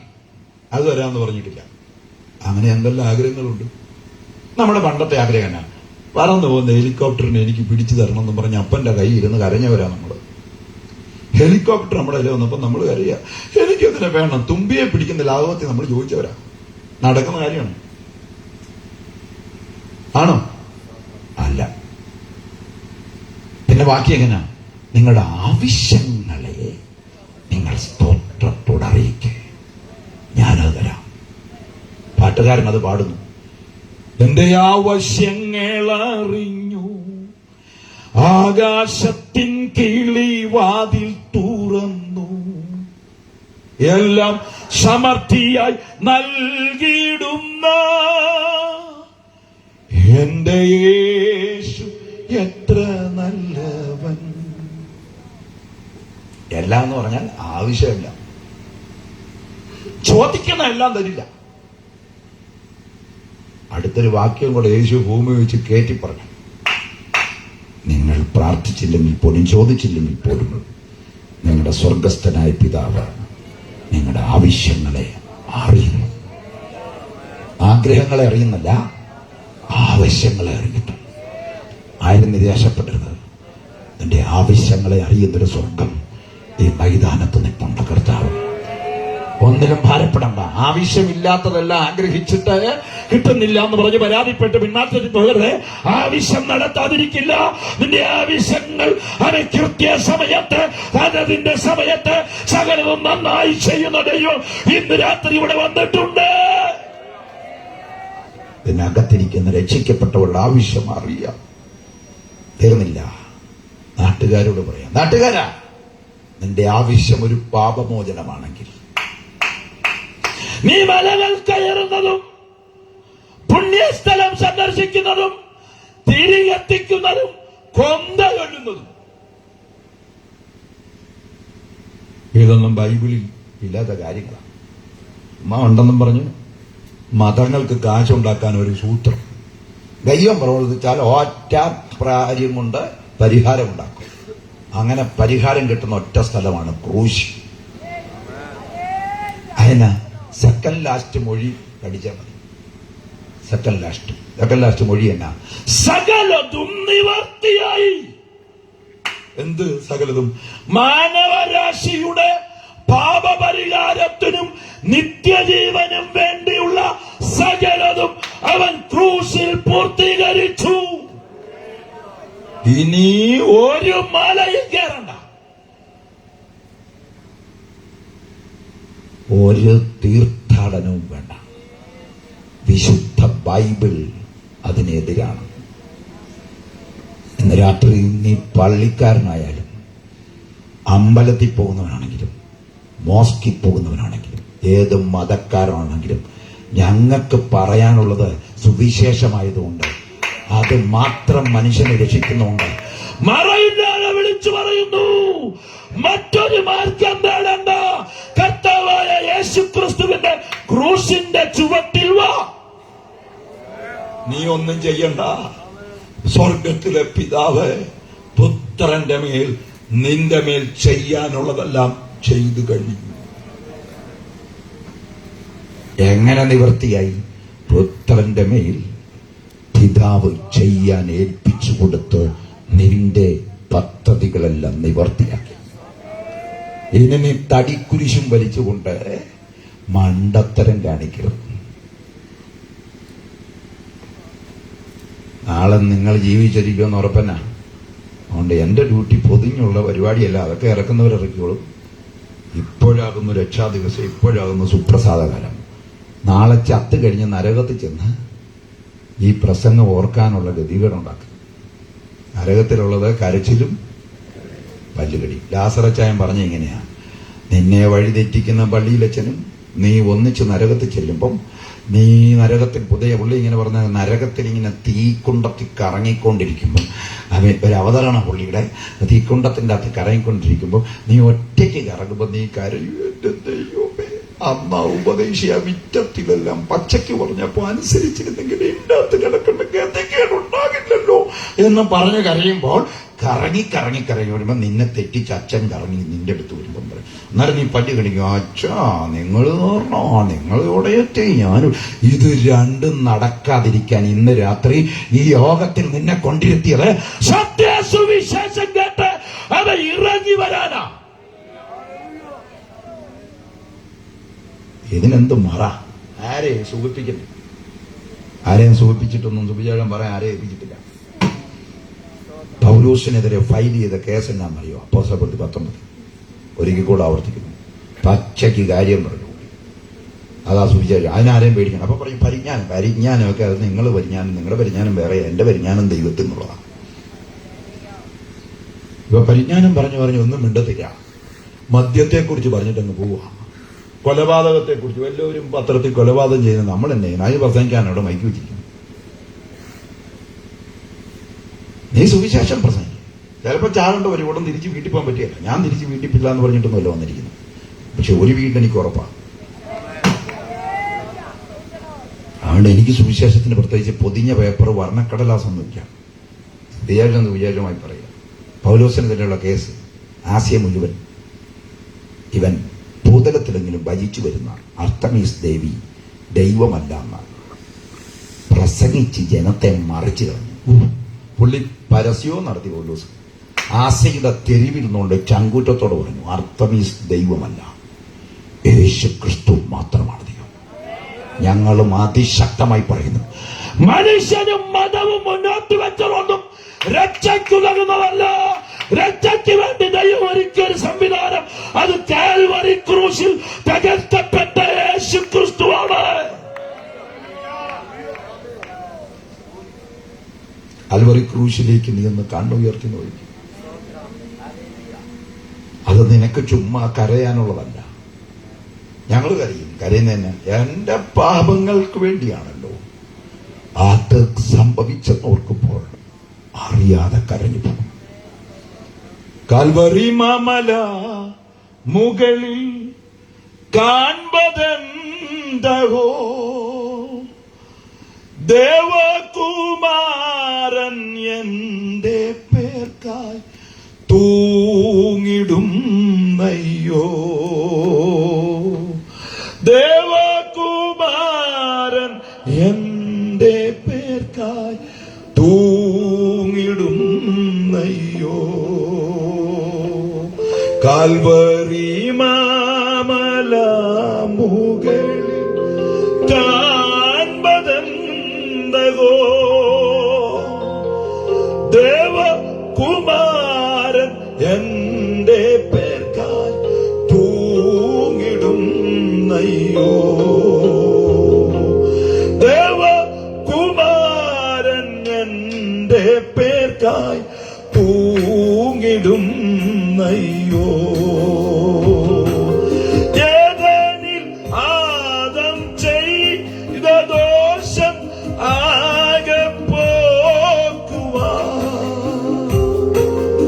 ഏദനിൽ ആദം ചെയ്ത ദോഷം ആകെ പോക്കുവാൻ, വേദനയേറ്റം ഏറ്റുനാഥൻ യാഗമായിരാ. വേദനയേറ്റം ഏറ്റുനാഥൻ യാഗമായിരാ. കാൽവരി മാമല മുകളിൽ കാൺപതെന്തവോ, ഓ ദേവ കുമാരൻ നിന്റെ പേർക്കായി തൂങ്ങിടും അയ്യോ. ഓ ദേവ കുമാരൻ നിന്റെ പേർക്കായി തൂങ്ങിടും അയ്യോ. ഇറ്റിറ്റു വീണിടും നൂനീടം പാപം സാധിക്കാം, ഇറ്റിറ്റു വീണിടും നൂനീടം പാപം സാധിക്കാം. വേദന ഏറ്റം ഏറ്റുനാഥൻ യാഗമായിരാ. വേദനയേറ്റം ഏറ്റുനാഥൻ യാഗമായിരാ. മുതാടിനെ ഉമേ ഇനീത തൂങ്ങിടും അയ്യോ. മൂന്നാ നീമേ ഉമേ നീത തൂങ്ങിടും അയ്യോ. മണ്ണിനും വിണ്ണിനും മധ്യയായി കൈവിരിച്ചില്ല. മണ്ണിനും വിണ്ണിനും മധ്യയായി കൈവിരിച്ചില്ല. കാൽവരി മാമല മുകളിൽ കാൺപതെന്തവോ, ഓ ദൈവ കുമാരൻ എന്റെ പേർക്കായി തൂങ്ങിടും അയ്യോ. ഓ ദൈവ കുമാരൻ നിന്റെ പേർക്കായി തൂങ്ങിടും അയ്യോ. തൂങ്ങിടും അയ്യോ. തൂങ്ങിടും അയ്യോ. കരങ്ങൾ ഉയർത്തി ഹല്ലേലൂയ പറഞ്ഞാട്ടെ. രക്ഷ പ്രാപിപ്പാൻ ഒരു തിരിയും കത്തിക്കണ്ട, ഒരു സംബ്രാണിയും കത്തിക്കണ്ട, ഒരു മലയും കയറണ്ട, ഒരു കാതകലം പോലും നീ സഞ്ചരിക്കണ്ട. ഇന്ന് രാത്രി നീ ഇരിക്കുന്നിടത്തിരുന്നേ നിനക്ക് കണ്ണുയർത്തിയാൽ കാണാവുന്ന ഒരു സ്ഥലമുണ്ട്. എന്നേക്ക് 2024 വർഷങ്ങൾക്ക് മുമ്പേ ഗോൽഗോഥയുടെ പച്ചക്കുന്നിന്റെ നെറുകയിൽ അവൻ 2 തടി കണപ്പായി വെട്ടിയെടുത്ത് ചേർത്ത് വെച്ച ആ പച്ചപ്പൈൻ മരക്കുരിശിൽ കാൽകരങ്ങൾ കാരിരുമ്പാടികളിൽ തൂങ്ങി അവൻ സമയം കണ്ടാൽ ആളല്ലാതെ തോന്നുമാറെ വിരൂപമായി കിടക്കുന്നവന്റെ ആ ക്രൂശിന്റെ ചുവട്ടിൽ നീ ഒന്ന് ചോദിക്കേ, ഇതെന്തിനിങ്ങനെ ചെയ്തു? അപ്പോൾ നിനക്ക് കിട്ടുന്നൊരു ഉത്തരമുണ്ട്. ദൈവത്തിന്റെ പിതൃത്വത്തിൽ നിന്ന് പാപം മുഖാന്തരം നിന്നെ പറിച്ചെടുത്ത് പിശാചെന്ന പിതാവിന്റെ പുത്രത്വത്തിലേക്കാക്കി മാനവരാശി മുഴുവൻ ഏദനിൽ ആദാമിൽ കൂടെ അവൻ പിശാചിന്റെ പുത്രത്വത്തിന്റെ കീഴിൽ അമർത്തിക്കളഞ്ഞ ആ പൈശാചികന്റെ കയ്യിൽ നിന്ന് നിന്നെ തിരികെ പിടിച്ചെടുത്ത് ദൈവപുത്രത്വത്തിലേക്ക് കൊണ്ടുവരാൻ അതാണ് പറഞ്ഞത്, കാൺമീൻ നാം ദൈവമക്കളെന്ന് വിളിക്കപ്പെടുവാൻ പിതാവ് പുത്രനെ ക്രൂശിൽ തകർത്തുകൊണ്ട് ഇത്ര വലിയ സ്നേഹം നമുക്ക് വേണ്ടി ചെയ്തു. വളരെ ശ്രദ്ധിക്കണം. ചേർന്നൊരിക്കൽ കൂടെ ദൈവത്തെ ശ്രദ്ധിച്ച് എന്തിനെ? നഷ്ടപ്പെട്ട പുത്രത്വം തിരിച്ചു തരാൻ. അതിന് വ്യവസ്ഥയുണ്ട്. ഒന്നാം വ്യവസ്ഥ, ക്രൂശിൽ കിടക്കുന്നിടത്ത് വെച്ച് ഇത് തിരിച്ചറിഞ്ഞു കഴിയുമ്പോൾ ക്രൂശിന്റെ ദർശനത്തിൽ കൂടെ, ക്രൂശിന്റെ വെളിപ്പാടിൽ കൂടെ, ക്രൂശിന്റെ പ്രസംഗം കേട്ട് ഈ ഒരു ബോധമുണ്ടാക്കുമ്പോൾ ഒന്നാം സ്റ്റേജിൽ നീ ദൃശ്യസഭയുടെ ഭാഗമാകുക. അതിന് നിനക്ക് വേണ്ടത് ഇത്രയേ ഉള്ളൂ, അവനെ കൈക്കൊണ്ട് അവന്റെ നാമത്തിൽ വിശ്വസിച്ച്. അപ്പോൾ നീ ദൃശ്യസഭയുടെ അംഗമാവും.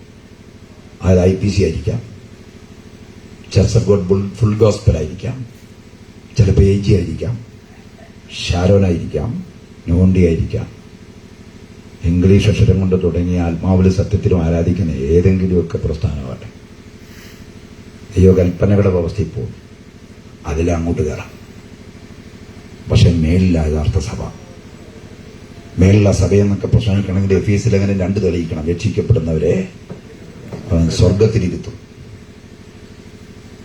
സ്വർഗത്തിലിരുത്തുക എന്ന് പറഞ്ഞാൽ, ഒരു ദിവസം ദൈവനോട് ചോദിച്ചു വന്നിട്ടുണ്ട്, മോനെ പ്രവാസം ഉണ്ടായത് എവിടാന്ന് നിനക്കറിയാവോ? ആദ്യത്തെ പ്രവാസം. ഞാൻ പറഞ്ഞ കർത്താവ് ഈജിപ്ഷ്യൻ പ്രവാസം അറിയാം, ബാബേൽ പ്രവാസം അറിയാം, അതൊക്കെ പഠിച്ചിട്ടുണ്ട്. ഇവിടെ എവിടെയെങ്കിലും ആണോ? അതായത് കർത്താവിനോട് ശാന്തമായി പറഞ്ഞു, പ്രവാസം ആദ്യം ഉണ്ടായത് നിത്യതയിലാണ്. നിത്യതയാണ് ആദ്യം പ്രവാസത്തിലേക്ക് പോയത്. ഞാൻ കർത്താവിനോട് ചോദിച്ചു, കർത്താവ് അതെങ്ങനെ നിത്യത പ്രവാസം? നിങ്ങളെല്ലാവരും നിത്യതയിലുണ്ടായിരുന്നു. ഏത് നിത്യത? അനാദി നിത്യത. എവിടെ? എഫീസിയർ 2:4 എടുക്കണ്ട. ആമേ 3ഉം 4ഉം കൂടെ ചേർത്ത് പിടിക്കുമ്പോൾ സ്വർഗത്തിലെ സകലവിധ ആത്മീയ അനുഗ്രഹങ്ങളാലും നമ്മെ അവൻ ക്രിസ്തുവിൽ അനുഗ്രഹിച്ചു എന്ന് പറഞ്ഞിട്ട് അടുത്ത വാക്യം, ഉലകസ്ഥാപനത്തിന് മുൻപേ പിതാവായ ദൈവം നമ്മെ പുത്രനാന്ന ക്രിസ്തുവിൽ തിരഞ്ഞെടുത്തു. എന്ത് സ്ഥാപനത്തിന് മുമ്പെയാ? ഉലകസ്ഥാപനത്തിന് മുമ്പ്. ആദാമടക്കം ഇനി ഭൂമിയിൽ ജനിക്കാനിരിക്കുന്ന അവസാനത്തെ കുഞ്ഞിനെ വരെ ക്രിസ്തുവിൽ തിരഞ്ഞെടുത്തിരുന്നു, ക്രിസ്തുവിലുണ്ടായിരുന്നു. അതിനുശേഷമാണ് ആദ്യം ഭൂമിയിൽ പൊടിയിൽ നിന്ന് ആദാമിനെ സൃഷ്ടിക്കുന്നത്. പൊടിയിൽ നിന്ന് ആദാമിനെ സൃഷ്ടിക്കുന്നു, സൃഷ്ടിപ്പുകളുടെ വ്യതിയാനം ഒന്ന് അവതരിപ്പിക്കുന്നു. ആദാമിന്റെ അസ്ഥിയിലൊന്ന് ഊരിയെടുത്ത് മജ്ജയും മാംസവും അതിനോട് ചേർത്ത് പിടിച്ച് രൂപപ്പെടുത്തി സ്ത്രീയെ ഉണ്ടാക്കും. ഇവർ രണ്ടും പ്രസവിച്ചവരല്ല. ഈ 2 മനുഷ്യരിലും വ്യത്യസ്തതകളുണ്ട്. ഒന്ന്, ആദാം പൊടിയിൽ നടക്കപ്പെട്ടവൻ. ആദാമിന്റെ ഉള്ളിൽ വാരിയിൽ അടങ്ങിയിരിക്കുന്ന അവൾ ആദാമിനെ ഹവ്വ പുറത്തു വരും. ഇനി ഇവിടെ ഇരിക്കുന്ന നമ്മളാരും ഒറിജിനൽ മനുഷ്യരല്ല. നിങ്ങളെല്ലാവരും എന്റെ മുഖത്തോട്ട് നോക്കിയിരിക്കുക. ഞാൻ ഒറിജിനൽ മനുഷ്യനല്ല. നിങ്ങൾ ഒറിജിനൽ അല്ല. ലോകത്തിൽ ഒറിജിനൽ മനുഷ്യനില്ല.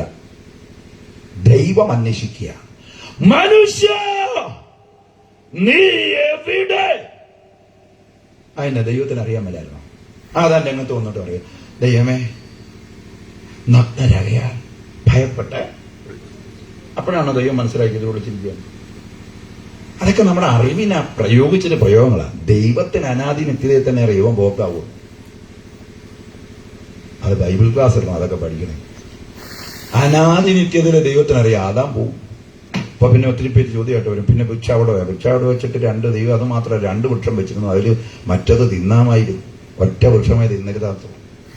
അതിന്റെ തൊട്ടടുത്ത് നിന്ന് ജീവവൃക്ഷം തിന്നിരുന്നെങ്കിൽ നിനക്ക് ഗതികേട് വരുമായിരുന്നു. സർപ്പ അവ്വായി ഉഭയത്തെ ചതിച്ചെന്ന് പറഞ്ഞാൽ അതിന്റെ തനതായ അർത്ഥം എന്നാണെന്നറിയോ? തിന്നണ്ട വൃക്ഷത്തിൽ നിന്ന് ശ്രദ്ധ തിരിച്ച് തിന്നണ്ടാത്ത വൃക്ഷത്തിൽ നിന്ന് തീറ്റിച്ചതാണ് സർപ്പം ചതിച്ച ചതി. അപ്പൊ ജീവവൃക്ഷം ഇനി വരും. ജീവവൃക്ഷം ഇനിയുണ്ട്. ഉണ്ട്. പിന്നെ ഏതനിൽ നിന്ന് പുറത്തിറക്കിയത് അത് ജീവവൃക്ഷം ഈ പരുവത്തിൽ. പച്ചയ്ക്ക് പറഞ്ഞാൽ തുണിയില്ലാതെ ജീവവൃക്ഷം തിന്നാൽ ദൈവത്തെ കൂടാതെ നിത്യത കിട്ടും. നിത്യജീവൻ.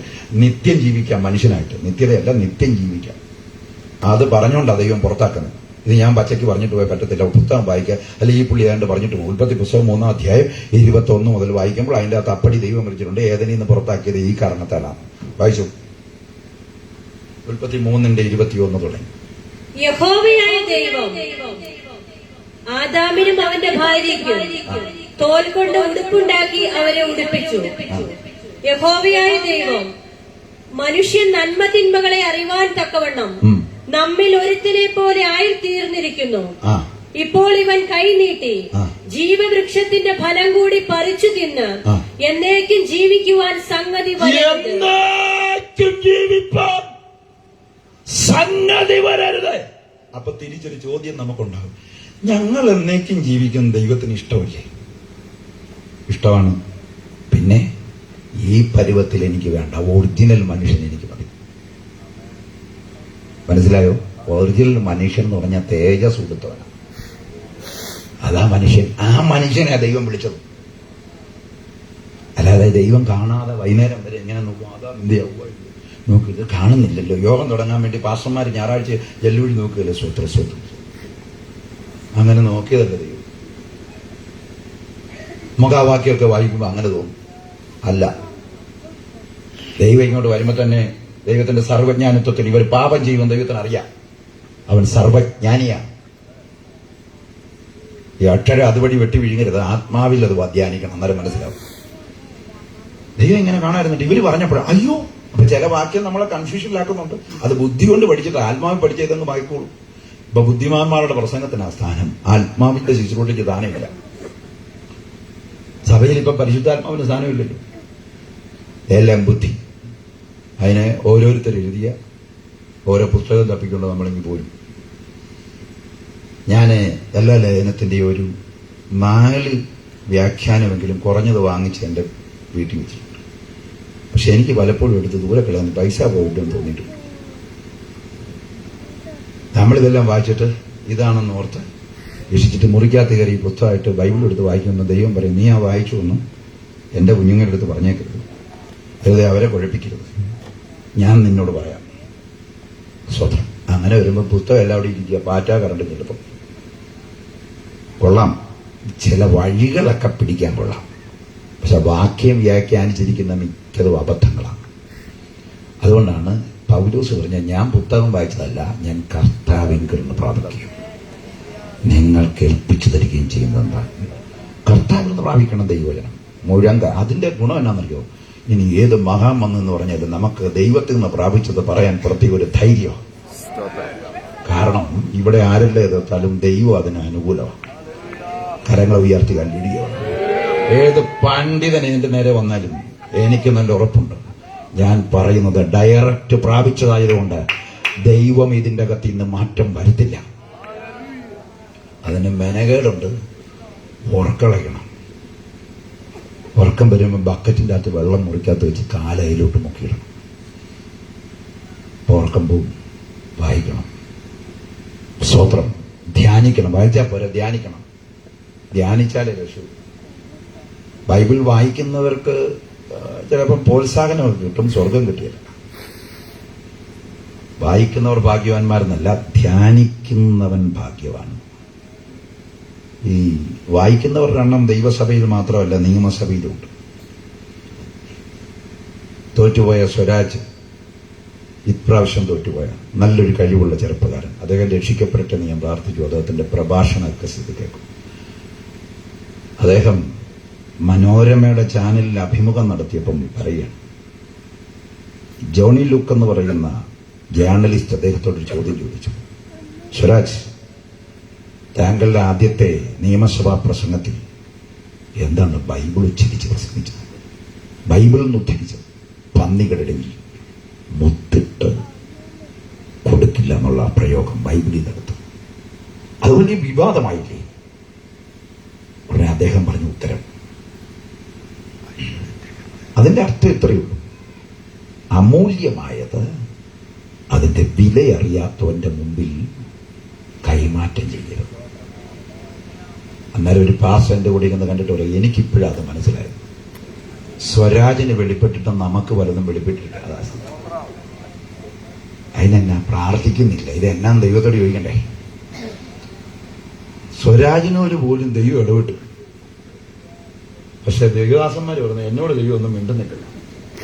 അത് നീ ഇരിക്കണം ദൈവസന്നിധി. പല കയ്യിലിരിപ്പും അവസാനിപ്പിച്ചിട്ട് മുഴങ്കാലം മടക്കി കരയാങ്കിൽ ഞാൻ ആവർത്തിക്കുന്നു, നീ ഇരിക്കുന്ന പായുടെ അറ്റത്ത് നിന്റെ കർത്താവ് ഇറങ്ങി വന്നിരിക്കും. ഒരു ഗുരു, അവനെപ്പോഴൊരു ഗുരു വേറെ ആരോ ഉള്ളേ. നിന്നോട് എന്ത് പ്രസംഗിക്കണമെന്ന് വരെ അവൻ പറയും. അങ്ങനെ പറയുമോ? സദൃശ്യവാക്യം 1 എഴുതി വെച്ചിരിക്കുകയല്ലേ, അവൻ എടുക്കണ്ടേ? സദൃശ്യവാക്യം 1:23 എഴുതി വെച്ചിരിക്കുക, എന്റെ ശാസനയ്ക്ക് തിരിഞ്ഞുകൊള്ളി, എന്നാൽ ഞാൻ എന്റെ മനസ്സ് പൊഴിച്ചു തരാം, എന്റെ വചനം നിങ്ങളെ ഏൽപ്പിക്കാം. മാനസാന്തരപ്പെടണമെന്നാ തിരിയാൻ പറഞ്ഞേ. തിരിഞ്ഞ് കർത്താവിന്റെ പാദപീഠത്തിലിരിക്കുന്നവനെ മനസ്സ് പൊഴിച്ചു കൊടുക്കും കർത്താവ്.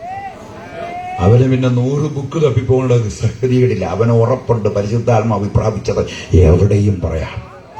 കരങ്ങളെ ഉയർത്തി ഹല്ലേലൂയ പറഞ്ഞോട്ടെ.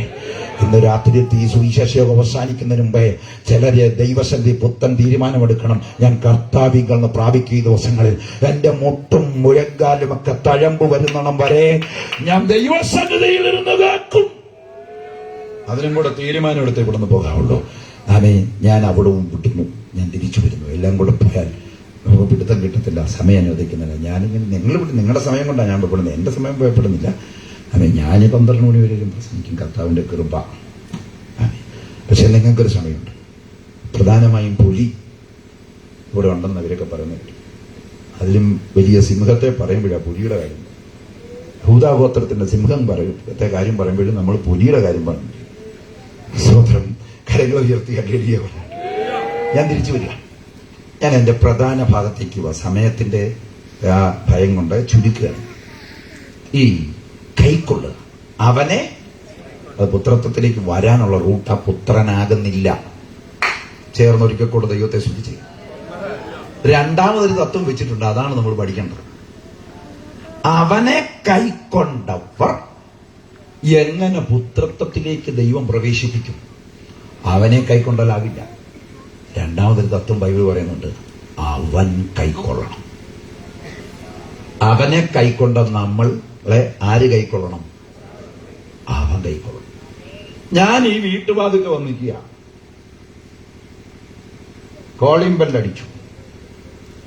എനിക്ക് അകത്തോട്ട് കയറണമെങ്കിൽ അച്ഛൻ എന്നെ കൈക്കൊള്ളണം. ഇവിടം വരെ ഞാൻ അച്ഛനെ സ്നേഹിച്ചു വന്നു. പക്ഷെ അകത്തോട്ട് കയറണമെങ്കിൽ അച്ഛൻ കൈക്കൊള്ളണം. ഇല്ല, ഞാൻ വാതുക്കെ നിന്ന് പാട്ട് പാടി പ്രാർത്ഥിച്ച വീട്ടിൽ പോകുള്ളൂ. ഏത് വീട്ടിൽ? എനിക്ക് വേണ്ടി ഒരുക്കിയിരിക്കുന്ന വേറൊരു വീട്, അവിടെ പോകും. പക്ഷെ അകത്തോട്ട് കർത്താവ് കൈക്കൊള്ളണമെങ്കിൽ വ്യവസ്ഥയുണ്ട്. കർത്താവിനെ കൈക്കൊള്ളണമെങ്കിൽ ഒത്തിരി വ്യവസ്ഥയില്ല. 2 കാര്യം പറഞ്ഞാൽ മതി. ഹൃദയവും വായും ചലിച്ചാൽ മതി.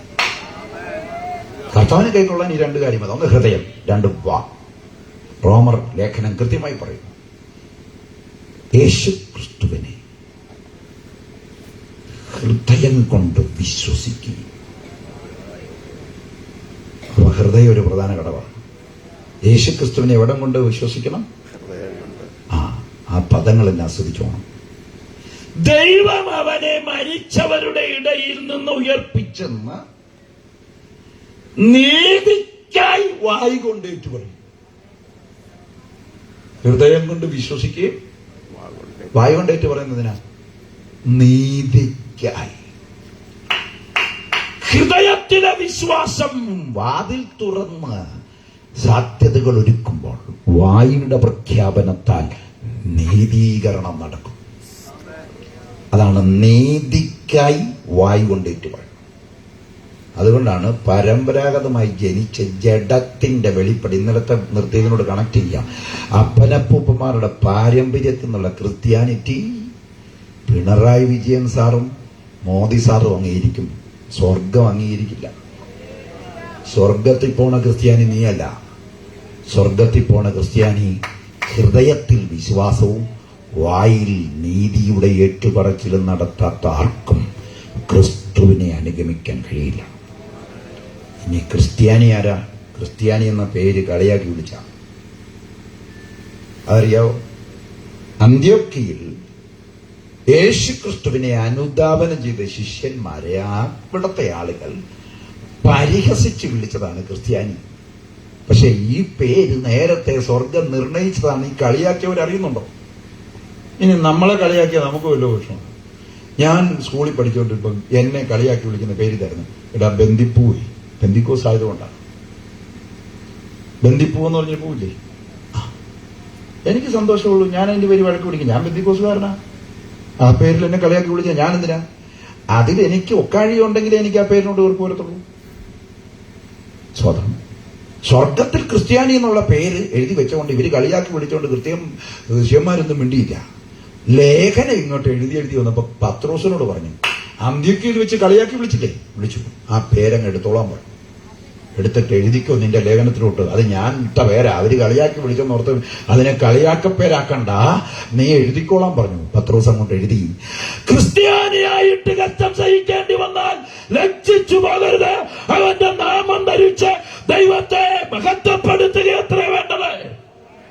അപ്പൊ ആ പദത്തിൽ തന്നെ എല്ലാം കിടപ്പുണ്ട്. ക്രിസ്ത്യാനിയായിട്ട് ആരും ജനിക്കുന്നില്ല, ക്രിസ്ത്യാനി ആയിത്തീരാനുള്ളതാണ്. അതുകൊണ്ടാണ് പത്രോസിനെ കുറിച്ച് ഞാൻ കൊണ്ട് അങ്ങനെ എഴുതിച്ചത്, ക്രിസ്ത്യാനി ആയിട്ട്. നിന്റെ ജാതി സർട്ടിഫിക്കറ്റ് ക്രിസ്ത്യാനി എന്ന് പേരുണ്ടെങ്കിൽ സ്വർഗം അംഗീകരിക്കില്ല. വീണ്ടും ജനനത്താൽ ഹൃദയത്തിന്റെ വിശ്വാസത്തിലും വായികൊണ്ടുള്ള നീതി പ്രഖ്യാപനത്തിലും കൂടെ നിന്റെ പേര് ജീവന്റെ പുസ്തകത്തിൽ ഉറപ്പിക്കപ്പെടാതെ ഒരിക്കലും ആർക്കും ക്രിസ്ത്യാനികളാകാൻ പറ്റില്ല. ഇതാണ് വിശുദ്ധ വേദപുസ്തകത്തിന്റെ തത്വം. കരങ്ങൾ ഉയർത്തി ഹല്ലേലൂയ പറഞ്ഞു. ആ മാറ്റമില്ലാത്ത നീക്കമില്ലാത്ത സത്യവചനം ചങ്ക് പൊട്ടി പ്രസംഗിക്കുക. ഇതെല്ലാം കൂടെ ചേർക്കണം. ഇനി നിത്യജീവനിലേക്ക് വരണമെങ്കിൽ ഈ വൃക്ഷത്തിന്റെ കാര്യം കൂടെ പറയണം. എല്ലാം കൂടെ കുഴയുക ഞാൻ കിടന്ന്. അവൻ വായിച്ചു കേട്ടോ. ദൈവത്തിന് നിത്യജീവൻ തരുന്ന ഇഷ്ടമില്ലേ? ഈ പരുവത്തിന് ഇഷ്ടമില്ല. ദൈവത്തിന് വേണ്ടത് ഒറിജിനൽ മനുഷ്യനെയാ, തേജസ്സുള്ള മനുഷ്യനെ. അതെവിടെ? അതില്ലാത്തവൻ പുറത്തു പോകണം. അതില്ലാത്തവൻ പുറത്തു പോകണം. ആ ഉൽപ്പത്തിയിലെ വാക്യം ഒന്നും കൂടെ വായിക്കും. അപ്പം പുറത്തു പോകുന്നുണ്ടോന്ന് ഒന്നും കൂടെ അറിയാവുന്നവരുണ്ട്, അറിയാൻ വയ്യാത്തവർക്ക് വേണ്ടിയാ വായിപ്പിക്കുന്നത്. യഹോവയായ ദൈവം മനുഷ്യൻ നന്മ തിന്മകളെ അറിവാൻ തക്കവണ്ണം നമ്മിൽ ഒരുത്തനെ പോലെ ആയിത്തീർന്നിരിക്കുന്നു. നമ്മിൽ ഒരുത്തനെ പോലെ. അതാ തൃത്വം. കുറച്ചുപേര് ഇവിടെ തൃത്വം ഇല്ല എന്നൊക്കെ പറയുന്നു. ദൈവം തന്നെ പറയുന്നു നമ്മിൽ ഒരുത്തൻ, അതാ ത്രീ ഏകൻ. അപ്പം യേശുനാമക്കാര് പറയുന്നത് ത്രീ ഏകൻ എന്ന് എഴുതിയിട്ടുണ്ടോ എന്നാ ചോദിക്കുന്നത്. നീ എഴുതിയാലേ വിശ്വസിക്കത്തുള്ളൂ. അക്ഷരത്തിൽ മലയാളത്തിൽ എഴുതണം നീ വിശ്വസിക്കുന്നത്. ദൈവം പറഞ്ഞാൽ നിനക്ക് വിശ്വാസമില്ല. നമ്മിൽ ഒരുത്തൻ എന്ന് പറയുമ്പോൾ നാം ബഹുത്വമാണ്. ഒരുത്തൻ എന്ന് പറഞ്ഞ ഏകനാണ്. അതാണ് ത്രിയേകം. ഇനി നിന്റെ തലയ്ക്കകത്തോട്ട് കയറുന്നില്ലെങ്കിൽ തൃത്വം പെട്ടെന്ന് പറയാൻ വന്നുകൊണ്ട് ഒരു വാക്യം കൂടെ വായിപ്പിച്ചിട്ട് ഇവിടെ അടയാളം വെച്ചിട്ട് ഉൽപ്പത്തി 18 ഒന്നും കൂടെ വായിക്കുമ്പോൾ തൃത്വം മനസ്സിലാവും. വായിച്ചു. അനന്തരം യഹോവ അവന് മമ്രയുടെ തോപ്പിൽ വെച്ച് പ്രത്യക്ഷനായി. യഹോവയുടെ പ്രത്യക്ഷത ഏകവചനത്തിലെ യഹോവ അവന് പ്രത്യക്ഷനായി അബ്രഹാമിന്. വായിച്ചു. വെയിലുറച്ചപ്പോൾ അവൻ കൂടാരവാതിക്കൽ ഇരിക്കുകയായിരുന്നു. അവൻ തലപൊക്കി നോക്കിയപ്പോൾ 3 പുരുഷന്മാർ തന്റെ നേരെ നിൽക്കുന്നത് കണ്ടു. യഹോവയുടെ പ്രത്യക്ഷത എങ്ങനെയാ കണ്ടേ? 3 പുരുഷന്മാർ. താട്ട് വായിച്ചു. അവരെ കണ്ടപ്പോൾ ബഹുവചനം. അവൻ കൂടാരവാതിക്കൽ നിന്ന് അവരെ എതിരേൽപ്പാൻ ഓടിച്ചെന്നു. നിലം വരെ കുനിഞ്ഞു. യജമാനനെ 3 പേരെ കണ്ടു. വിളിച്ചതെങ്ങനെ? യജമാനൻ. അവരെ കണ്ടു. അടുത്ത പ്രയോഗം യജമാനനെ. ബഹുത്വത്തിൽ ഏകത്വം ഉണ്ടെങ്കിൽ അത് ദൈവിക തൃത്വമാണ്. കരങ്ങളെ ഉയർത്തി ഹല്ലേലൂയ. അതൊക്കെ വിവരിക്കാൻ സമയമില്ലാതെ ഞാൻ വിടുകയാണ്. അതൊക്കെ വലിയ വിഷയമാണ്. അത് ഗ്രഹിക്കാൻ സാധുക്കളായ നമുക്ക് കൃപ നൽകിയതോർത്ത് ഞാൻ ദൈവത്തെ സ്തുതിക്കും. അല്ലെ നമ്മളിപ്പോ യേശു നാം പറഞ്ഞു നടന്നേ. ആരെങ്കിലും ഉണ്ടെങ്കിൽ നീ ഇന്ന് രാത്രി ഇവിടെ നിന്ന് മാനസാന്തരപ്പെട്ടു പോകും. സൂത്രം. അതുകൊണ്ട് അത് നിങ്ങളിപ്പോ ഞങ്ങൾ യേശുവിന്റെ നാമം പറയുന്നത്, നീ പറയുന്ന യേശുവിന്റെ നാമമല്ല. അപ്പൊ വേറെ യേശു ഉണ്ടോ? അത് പൗലോസ് പറഞ്ഞിട്ടുണ്ടല്ലോ, മറ്റൊരു യേശു, മറ്റൊരു ആത്മാവ്, മറ്റൊരു ദുർജയം. അതിവിടെ ഇഷ്ടം പോലെ ഉണ്ട്. ഞങ്ങൾ ഉയർത്തുന്ന വേദപുസ്തകത്തിലെ ക്രിസ്തുവിനെയാണ്, ദൈവപുത്രനായ ക്രിസ്തുവിനെയാണ്. അവൻ ത്രിയേകനായ ദൈവമാണ്. കരങ്ങളെ ഉയർത്തി ഹല്ലേലൂയ പറഞ്ഞു. വിശ്വസിക്കുന്നവർക്കായി ഞാൻ ദൈവത്തിന്റെ മഹത്വം അർപ്പിക്കുക. അവൻ ഇനി ഉൽപ്പത്തി പുസ്തകത്തിലേക്ക് പോകാൻ പെട്ടെന്ന് വായിച്ചു. നമ്മിൽ ഒരുത്തനെ പോലെ ആയിത്തീർന്നിരിക്കുന്നു. ഇപ്പോൾ അവൻ കൈ നീട്ടി ജീവവൃക്ഷത്തിന്റെ ഫലം കൂടി പറിച്ചു തിന്ന് എന്നേക്കും ജീവിക്കുവാൻ സംഗതി വരരുതെന്ന് കൽപ്പിച്ചു. അപ്പൊ ദൈവത്തിന് ഇഷ്ടമില്ല എന്നേക്കും ജീവിക്കുന്നത്? ഇഷ്ടമാണ്, പക്ഷെ ഈ പരുവത്തിൽ വേണ്ട. ഒറിജിനൽ മനുഷ്യനാണ് ജീവിക്കേണ്ടത്. തേജസ് നഷ്ടപ്പെട്ടവനെ എന്നേക്കും ജീവിപ്പിക്കാൻ ദൈവം ആഗ്രഹിക്കുന്നില്ല. അതിന് ദൈവം ഒരു പദ്ധതി ഇരിക്കും. തേജസ് തിരിച്ചു കൊണ്ടുപോകണം. അത് പുറത്തല്ല, ആ തേജസ് അകത്താണ്. ക്രൂശിൽ കൂടെ സുവിശേഷം തേജസ്സിനെ കൊണ്ടുവരുന്നത് അകത്താണ്. ഇന്നലെ ഞാൻ കൊണ്ടുവന്ന വിഷയത്തിലേക്ക് കണക്ട് ചെയ്ത് പോവാ. നിങ്ങൾ വേറെ വഴിക്ക് പോകുന്നത് ചിന്തിക്കരുത്. പരിശുദ്ധാത്മാവ് കണക്ട് ചെയ്യും. അതിനെനിക്ക് ഇനി ബാക്കിയെടുത്തേ പറ്റും. ഇനിയിപ്പം ജീവവൃക്ഷം തിരിച്ചു വരുമോ അതും കൂടെ തന്നിട്ട് ഞാൻ ഈ തേജസ്സിലേക്ക് തിരിച്ചു വരാം. ജീവവൃക്ഷം തിരിച്ചു വരും. ജീവവൃക്ഷം ഉൽപ്പത്തി പുസ്തകം 22-ാം അധ്യായം അതിന്റെ 10 മുതൽ താഴോട്ട് വായിച്ചോളൂ. ഇതാ ഞാൻ വേഗം വരുന്നു. 10 മുതൽ 22:10. വെളിപ്പാട് പുസ്തകം, ക്ഷമിക്കണം, 22-ന്റെ 10. പെട്ടെന്ന് വായിക്കും. അവൻ പിന്നെയും എന്നോട് പറഞ്ഞത്, സമയം അടുത്തിരിക്കുകയാൽ ഈ പുസ്തകത്തിലെ പ്രവചനം മുദ്രയിടരുത്. അനീതി ചെയ്യുന്നവൻ ഇനിയും അനീതി ചെയ്യട്ടെ, അഴുക്കുള്ളവൻ ഇനിയും അഴുക്കാടട്ടെ, നീതിമാൻ ഇനിയും നീതി ചെയ്യട്ടെ, വിശുദ്ധൻ ഇനിയും തന്നെ വിശുദ്ധീകരിക്കട്ടെ. ഇതാ ഞാൻ വേഗം വരുന്നു. ഓരോരുത്തരും അവനവന്റെ പ്രവൃത്തിക്ക് തക്കവണ്ണം കൊടുക്കുവാൻ പ്രതിഫലം എന്റെ പക്കൽ ഉണ്ട്. ഞാൻ അൽഫയും ഒമേഗയും ഒന്നാമനും ഒടുക്കത്തവനും ആദിയും അന്തവുമാകുന്നു. ജീവന്റെ വൃക്ഷത്തിൽ തങ്ങൾക്ക് അധികാരം ഉണ്ടാകേണ്ടതിന് ഗോപുരങ്ങളിൽ കൂടി നഗരത്തിൽ കടക്കേണ്ടതിനും തങ്ങളുടെ വസ്ത്രം അലക്കുന്നവർ ഭാഗ്യവാന്മാർ. പാപം കയറി തേജസ്സുരിച്ചു മാറ്റിയ ആ പരുവത്തെ കഴുകണം. അതിനാണ് വസ്ത്രം അലക്കുക എന്നുള്ള പ്രയോഗം കൊടുക്കുന്നത്. അത് അലക്കിയത് എവിടെ അലക്കും? ഏത് വെള്ളത്തിൽ അലക്കും? ഒറ്റ സ്ഥലമേ ഉള്ളൂ, കാൽവറിയിൽ ഒഴുകുന്ന രക്തനദിക്കകത്തെ. ഇന്ന് രാത്രി നിന്റെ ജീവിതത്തെ കഴുകാൻ ഏൽപ്പിച്ചു കൊടുക്കുമ്പോ ജീവവൃക്ഷത്തിലേക്ക് പ്രവേശിക്കുവാൻ അവന്റെ അവകാശം തരികയാണ്. നിത്യജീവനെ പ്രാപിക്കാൻ ഒറ്റ വഴി, കാൽവറി ക്രൂശിൽ ജീവൻ തന്ന് നിത്യജീവനെ തന്ന യേശു ക്രിസ്തുവിൽ കൂടല്ലാതെ നിത്യജീവന് മറ്റൊരു വഴിയില്ല. ചേർന്ന് ദൈവത്തെ ശ്രദ്ധിച്ചാട്ടെ. ഒത്തിരി ബഹളം വെച്ചിട്ടൊന്നും കാര്യമില്ല. ഇതങ്ങ് പറയണം. ഇതകത്തോട്ട് കയറിയ രക്ഷയില്ല. ഈ കൺവെൻഷൻ പ്രസംഗിക്കാനൊക്കെ വരുന്നവരോട് പറയണം, ഇതൊക്കെ പ്രസംഗിക്കാനല്ല, തലമുറയുടെ കെട്ട് പൊട്ടിക്കാൻ പോകുന്നതിന് ബന്ധനം ഇഴാടെന്ന് പറയണം. എല്ലാം പറഞ്ഞ ആൾക്കാരെ കുഴപ്പിച്ച് നശിപ്പിക്കരുത്. ഈ വചനം പറയണം, ഇത് കേട്ട് ജനം മാനസാന്തരപ്പെടണം. ഇത് കേട്ടിട്ട് മാനസാന്തരപ്പെടുന്നുണ്ടെങ്കിൽ ഇനി മാനസാന്തരപ്പെടാൻ വലിയ പാടാ. പിന്നെ ആളുകളെന്ന് സന്തോഷിക്കും കൂടും. എന്നാ കുറെ പൊട്ടത്തരങ്ങളെല്ലാം പറഞ്ഞ് വിളിച്ചു വരും, നിന്നെ ഉയർത്താൻ പോവാ, മാനിക്കാൻ പോകുന്നൊക്കെ പറഞ്ഞാൽ ആളുകളങ്ങ് ഇളകും. ആളുകളെല്ലാം ഇടിച്ചു കയറി വരും. പിന്നെ കുറെ കോമഡിയും കൂടെ പറഞ്ഞാൽ പറയുകയും വേണ്ട. ചങ്ക് പൊട്ടി ദൈവവചനത്തിന്റെ ആധികാരിക ജനത്തോട് പറയേണ്ട സമയത്ത് കോമാളി വേഷം കെട്ടരുത്.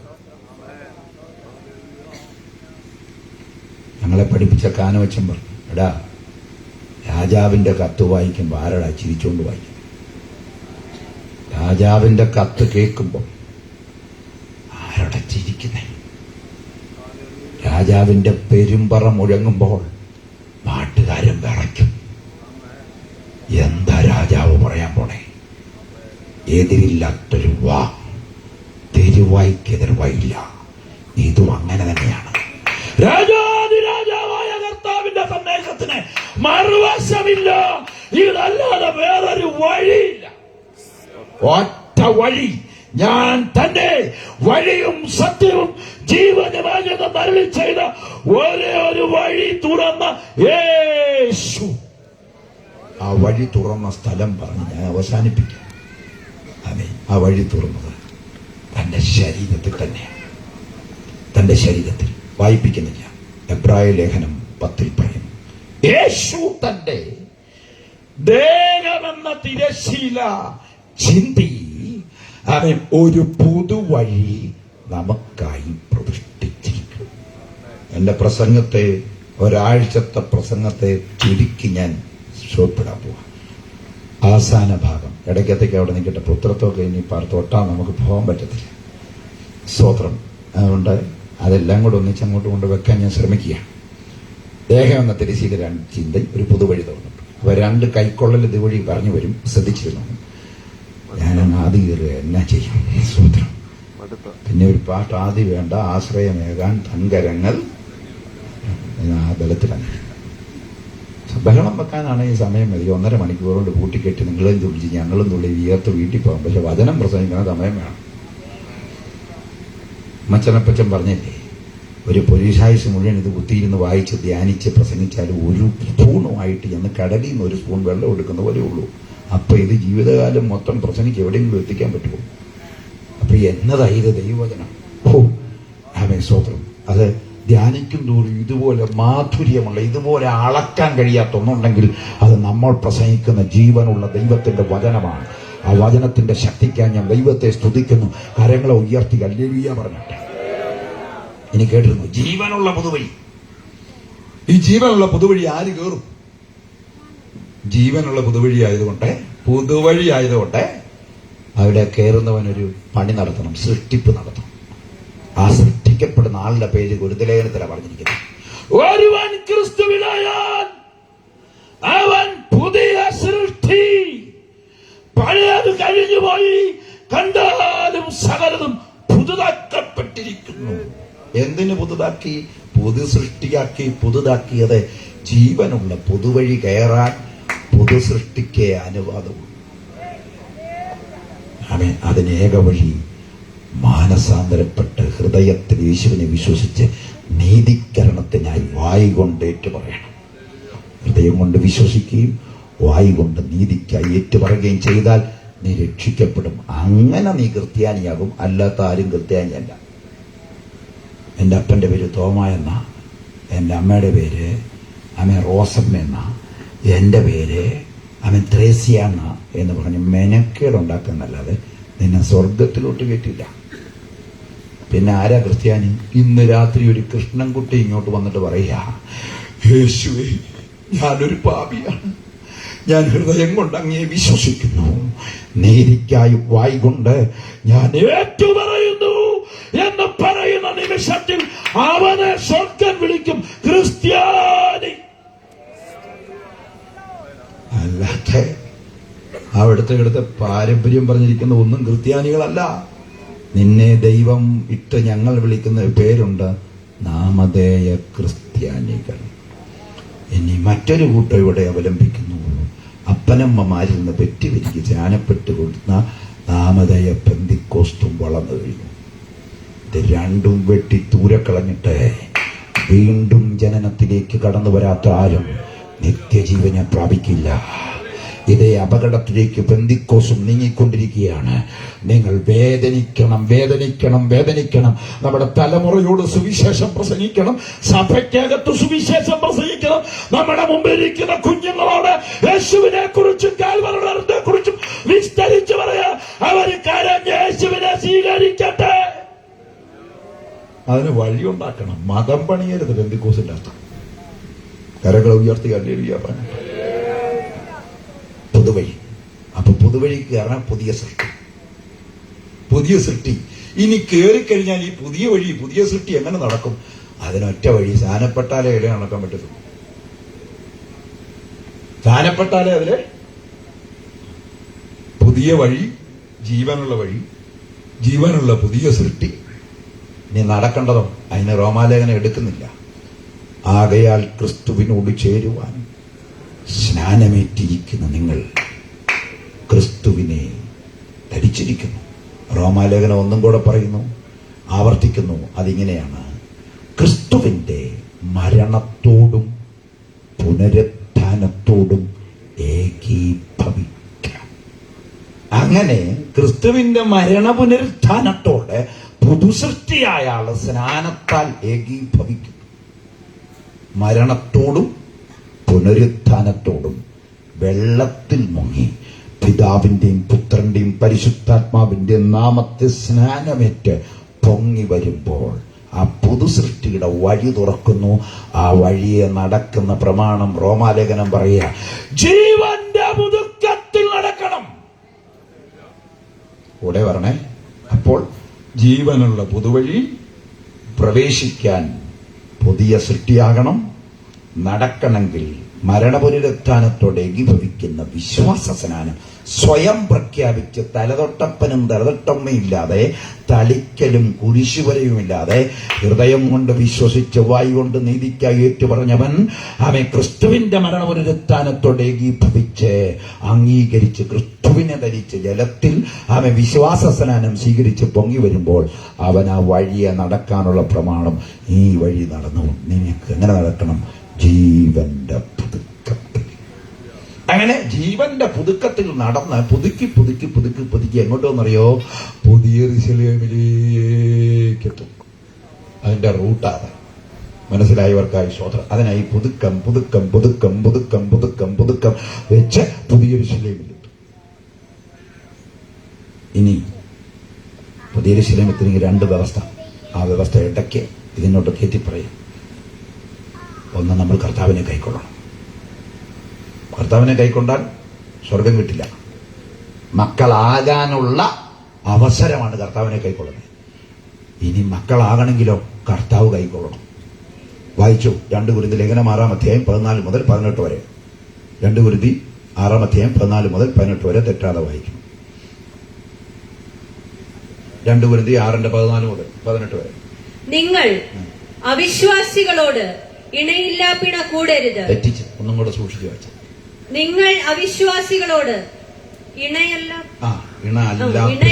പിണ കൂടരുത്. അത് ദൈവദാസിയുടെ കുഴപ്പമല്ല. നമ്മുടെ പാസ്റ്റർമാര് വരെ ഇല്ലാപ്പിണയെന്നാണ്. ഞാൻ ദൈവദാസിയെ കുറ്റം പറയുന്നില്ല. നമ്മുടെ വലിയ പാസ്റ്റർമാരും, ഞാൻ ഈ കഴിഞ്ഞ ദിവസം യൂട്യൂബിൽ കേട്ടൊരു അപ്പച്ചൻ പാസ്റ്റർ പറയുന്നത് ഇണയില്ലാ പിണയെന്ന. ബൈബിളിൽ അങ്ങനെ ഇല്ല.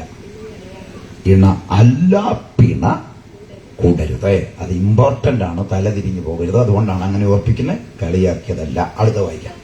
നീതിക്കും അധർമ്മത്തിനും തമ്മിൽ എന്തൊരു ചേർച്ച. പക്ഷെ ഇപ്പൊ ചേർക്കാൻ നമുക്ക് പറ്റും. സാരമില്ല.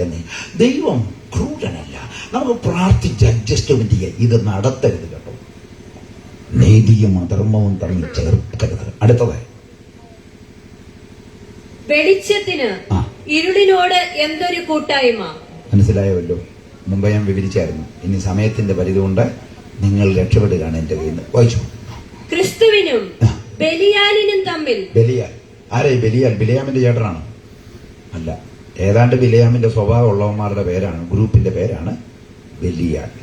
അങ്ങനെ കൊരിന്തിയ പട്ടണത്തിൽ മന്ത്രവാദം, കൂടവസ്ത്രം, അങ്ങനെ കൈനോട്ടം, കബഡി നിരത്തൽ, ഹസ്തരേഖാശാസ്ത്രം, ഇങ്ങനെയുള്ള വടിയിട്ട് പാമ്പാക്കുന്ന പരിപാടിയൊക്കെ നടത്തുന്ന ഗ്രൂപ്പിനെ കൽദയ ഗ്രൂപ്പ് എന്ന് വിളിക്കും. കൊരിന്തിയ പട്ടണത്തിൽ ഇത്തരക്കാരെ വിളിക്കുന്ന പേരാണ് ബലിയാൽ ഗ്രൂപ്പ്. ചുമ്മാ കയറി റാണി റീന ചാക്കോച്ചൻ എന്നൊക്കെ കൺവെൻഷൻ സ്റ്റേജിൽ പ്രസംഗിക്കും. അവസരം കിട്ടുമ്പോൾ തുള്ളരുത്. കൺവെൻഷൻ സ്റ്റേജിലൊന്നും പേര് വിളിക്കാനുള്ള സ്ഥലമല്ല. ക്രൂശിക്കപ്പെട്ട ക്രിസ്തുവിനെ ഓർത്ത് രക്ഷിക്കപ്പെടുത്താനുള്ള സ്ഥലം. സമയത്തിന്റെ പരിധി കൊണ്ട് ഞാൻ അങ്ങ് അടങ്ങാം. ചുമ്മാ ആളുകളെ കാണിക്കാൻ വേണ്ടി ഒരു ഷോ ആയിട്ട് ഇറങ്ങുള്ളൂ. ഇത് ഷോ കാണിക്കുന്ന സ്ഥലമല്ല. ഇത് വേദനയോടെ ക്രൂശ് പ്രസംഗിക്കുന്ന സ്ഥലമാണ്. സത്യവചനം പറയേണ്ട സ്ഥലമാണ്. വെറുതെ ആളുകളെ പറ്റിക്കരുത്. ഞാനതിനെ ഇതൊക്കെ വായിപ്പിക്കുന്നത്. ഇത് കാണാതെ പറയാൻ എനിക്കറിയാം. ഈ വാക്യമൊക്കെ കൊച്ചിലെ മുതലേ ഇതിനകത്ത് വളരെയല്ലേ. അപ്പൊ ഇതൊക്കെ പറയാൻ വാക്യമകത്തുണ്ട്. വായിച്ചുകൊണ്ടിരിക്കുക തുടർമാനമായി. അതുകൊണ്ട് ഇതറിയാം. പക്ഷെ ഇത് വായിപ്പിക്കുന്ന ഇതിൻ്റെ അകത്തുണ്ടെന്ന് നിങ്ങൾ അറിയണം. അതിനാ ഇതിന്റെ അരികത്തൂടെ പോലും പോകാത്തവരുമുണ്ട്. സ്വത്രം ഒന്ന് വായിച്ചോ താഴോട്ട്. വെളിച്ചത്തിന് ഇരുളിനോട് എന്തൊരു കൂട്ടായ്മ. അത് കഴിഞ്ഞു. ക്രിസ്തുവിനും ബലിയാലിനും തമ്മിൽ എന്ത് പൊരുത്തം. അതും കഴിഞ്ഞു. അല്ല, വിശ്വാസിക്ക് അവിശ്വാസിയുമായി എന്ത് ഓഹരി. പങ്കുവെക്കൽ അവിശ്വാസിയായിട്ട് പാടില്ല. 50-50. അവിശ്വാസിയായിട്ട് പാടില്ല. അത് വിവരിക്കണമെങ്കിൽ ഈ സഭയ്ക്കകത്ത് വരുമ്പോൾ വിവരിക്കാം. വായിച്ചു. ദൈവാലയത്തിന് വിഗ്രഹങ്ങളോട് എന്ത് യോഗ്യത? ഞങ്ങളുടെ ചർച്ചയിൽ കുരിശും കൊടയൊന്നുമില്ല. പക്ഷെ ഞങ്ങൾ ഇപ്പം വാക്യ ബോർഡിന്റെ അകത്തൊക്കെ കുരിശേ ഷാള് തൂക്കിയിട്ട് വാക്യം എഴുതുന്ന അകത്ത് കയറിയാണ്. ചർച്ചിന്റെ ഭിത്തിയിൽ പുൽപ്പിറ്റയിലൊക്കെ പ്രാവ് പറന്നിങ്ങനെ നിൽക്കാം. ഇത് അടുത്ത തലമുറ തടിയിൽ പണിത് വെക്കും. നിനക്ക് വലിയ വെളിവുണ്ടോ? നീ ചർച്ചിന്റെ ഭിത്തിയിൽ ഒട്ടിച്ചിരിക്കുന്ന പ്രാവ നാളെ ഈ തലമുറ തടിയിൽ പണിയാൻ പോണെ. അടിച്ച് പുറത്താക്കണം. ഈ ഭംഗി വരുത്താൻ വേണ്ടി പിയായുദ്ധത്തിന് ടെക്നിക്ക് പറയും. നല്ല പെയിന്റ് അടിച്ചിട്ട് വല്ല വാക്കി എഴുതി വെക്കും. ഗിരിപ്രഭാഷണത്തിൽ വാക്കി എഴുതി വെക്കണം. എഴുതാൻ പേടിയുള്ള വാക്കിയത്. നിങ്ങളൊരു വീട്ടിൽ ചെന്ന് ഗിരിപ്രഭാഷണത്തിലെ വാക്ക് ഏതെങ്കിലും വീട്ടിലുണ്ടോ? സൗമ്യതയുള്ള ഭാഗ്യവാന്മാർ. അതിനെന്നാ സൗമ്യത വേണ്ടേ? ഒറ്റ വാക്യം ഗിരിപ്രഭാഷണത്തിന് എഴുതിയല്ല. അതിനാ കാര്യം എഴുതാത്ത തന്നെ. കർത്താവ് പറഞ്ഞിരിക്കുന്ന ഈ വചനം കേട്ടനുസരിക്കണം. അത് എഴുതുകയില്ല. അത് എഴുതി വെച്ച് അനുസരിക്കണം. പിന്നെ ഇതും നിന്നെയും നിന്റെ സമ്പത്തും അനുഗ്രഹിക്കപ്പെടും. അത് വെണ്ടയ്ക്ക അക്ഷരത്തിൽ എഴുതി വെച്ചിരിക്കുന്നു. എടുത്ത് മാറ്റിയിട്ട് നിന്റെ ചങ്കത്ത് കൊള്ളുന്ന സാധനം നിന്റെ പെരയ്ക്കകത്ത് വാലയത്തിൽ എഴുതി. ഒരു നേരം വായിക്കുമ്പോഴെങ്കിലും കുത്തുകൊണ്ട് മാനസാന്തരപ്പെടട്ടെ. കരങ്ങൾ ഉയർത്തി കല്ലേലൂയ പറയട്ടെ. യേശു മടങ്ങി വരാറായി. അതെ, ഇനി ഞാൻ അതും വിടുക, വിസ്തരിക്കുന്നില്ല. വായിച്ചു. നാം ജീവനുള്ള ദൈവത്തിന്റെ ആലയമല്ലോ. ഞാൻ അവരിൽ വസിക്കുകയും അവരുടെ ഇടയിൽ നടക്കുകയും ചെയ്യും. ഞാൻ അവർക്ക് ദൈവവും അവർ എനിക്ക് ജനവും ആകും എന്ന് ദൈവം അരുളി ചെയ്തിരിക്കുന്നുവല്ലോ. അടുത്തത്. അതുകൊണ്ട് അവരുടെ നടുവിൽ നിന്ന് പുറപ്പെട്ട്. ആരുടെ നടുവിൽ നിന്ന്? ഈ 14 മുതൽ എഴുതിയിരിക്കുന്ന ഇരട്ടത്താപ്പ് നയക്കാരുടെ നടുവിൽ നിന്ന് നീ എന്ത് ചെയ്യണം? പുറപ്പെടണം. 14 മുതൽ എഴുതിയിരിക്കുന്ന ഇരട്ടത്താപ്പുകാരാ. അവരുടെ നടുവിൽ നീ പുറപ്പെട്ട് വേർപെട്ടിരിക്കണം. അവരുടെ നടുവിൽ നിന്ന് പുറപ്പെട്ട് വേർപെട്ടിരിക്കുവൻ എന്ന് കർത്താവ് അരുളി ചെയ്യുന്നു. അശുദ്ധമായതൊന്നും തൊടരുത്. അടുത്തതിന് വരയിട്ടാ നല്ലതായിരിക്കും. വായിച്ചോ. എന്നാൽ ഞാൻ നിങ്ങളെ കൈക്കൊണ്ട്. നമ്മൾ കൈക്കൊണ്ടതല്ല ഇവിടുത്തെ പ്രശ്നം. ഈ 14 മുതൽ ഓർഡറിൽ എഴുതിയത് ജീവിതത്തിൽ പാലിക്കാത്ത ആരെയും കർത്താവ് കൈക്കൊള്ളില്ല എന്ന് സ്പഷ്ടമല്ല. ഈ വാക്യം എവിടേക്കാ കൊണ്ടുവന്നറിയോ? ഏതനിൽ നഷ്ടപ്പെട്ട പുത്രത്വത്തിലേക്ക് കൊണ്ടുവരും ഈ വാക്യം. സ്വോത്രം. ഇനി നിങ്ങൾ തീരുമാനിക്കുക. സമയം തന്നാൽ ഇനി വിളിക്കാവുള്ളൂ. ദൈവം ഇതല്ലെങ്കിൽ വിളിക്കരുത്. കുറഞ്ഞതൊരു 2.5 മണിക്കൂർ പ്രസംഗിക്കാൻ. ഏക്കാലും നിങ്ങൾ ഇവിടം വരെ ഞങ്ങളെയൊക്കെ വിളിച്ചു വരുന്നല്ലേ. സ്വോത്രം. കരകൾ ഉയർത്തി അടിയ പറഞ്ഞിട്ട് സ്വോത്രം. പുത്രത്വത്തിൽ കൊണ്ടുവരിക. ഏതെങ്കിലും ആദാമിന് നഷ്ടപ്പെട്ട പുത്രത്വം അവനെ കൈക്കൊണ്ടാലല്ല, അവൻ കൈക്കൊണ്ടാലേ തിരിച്ചു കിട്ടത്തുള്ളൂ. താഴോട്ട് വായിക്കാൻ മനസ്സിലാവും. എന്നാൽ നിങ്ങളെ ഞാൻ കൈക്കൊണ്ട് നിങ്ങൾക്ക് പിതാവും. കിടക്കുന്നു. ഞാൻ കൈക്കൊണ്ടാൽ മാത്രമേ ഞാൻ നിങ്ങൾക്ക് പിതാവാകത്തുള്ളൂ. നിങ്ങൾ കൈക്കൊണ്ടിട്ട് അപ്പച്ച എന്നെ വിളിച്ചാൽ ഞാൻ മിണ്ടൂല്ല. സ്തോത്രം. അടുത്തത് വാക്യം ഒന്ന് കംപ്ലീറ്റ് വായിച്ചു.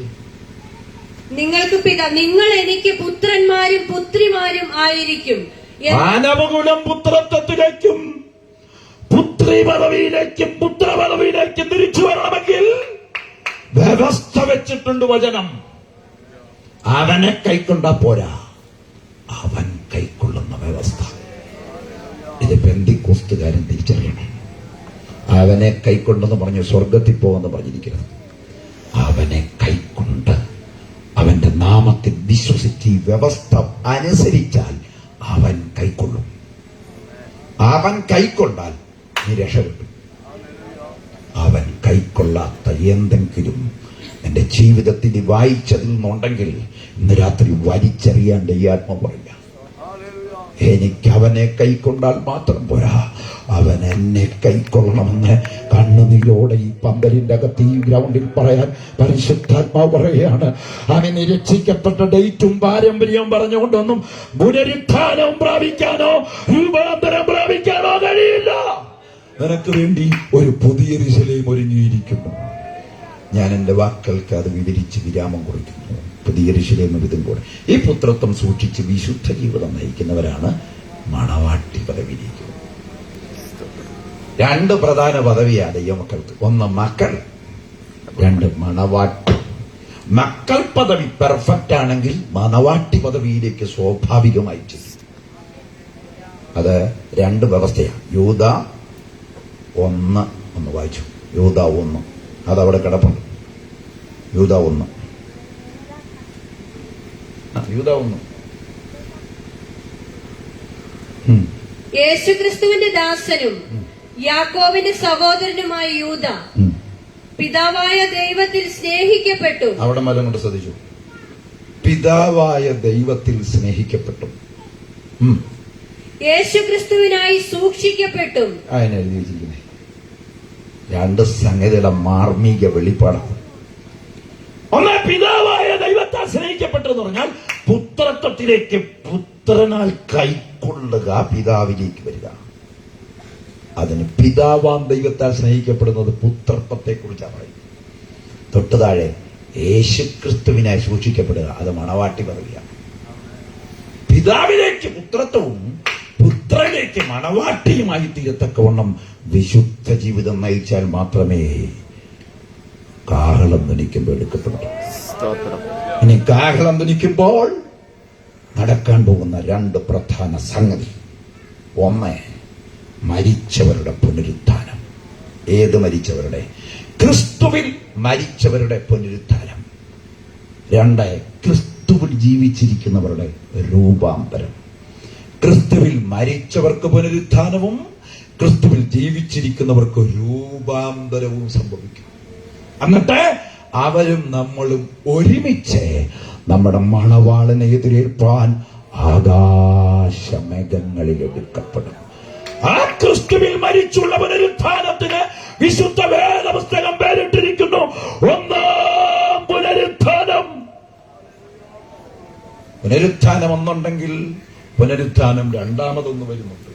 അതപ്പോൾ ആമേൻ കർത്താവ് തൻ ഗംഭീരനാദത്തോടും പ്രധാന ദൂതന്റെ ശബ്ദത്തോടും ദൈവത്തിന്റെ കാഹളത്തോടും കൂടെ സ്വർഗത്തിൽ നിറങ്ങി വരികയും ക്രിസ്തുവിൽ മരിച്ചവർ മുമ്പേ ഉയർത്തെഴുന്നേൽക്കുകയും പിന്നെ ജീവനോടെ ശേഷിക്കുന്ന നാം രൂപാന്തരപ്പെട്ട് അവരോടൊരുമിച്ച് ആകാശമെങ്കിൽ എടുക്കപ്പെടുകയും ചെയ്യുന്ന നിർണായക നിമിഷത്തിന്റെ പേരാണ് ഒന്നാം പുനരുത്ഥാനം.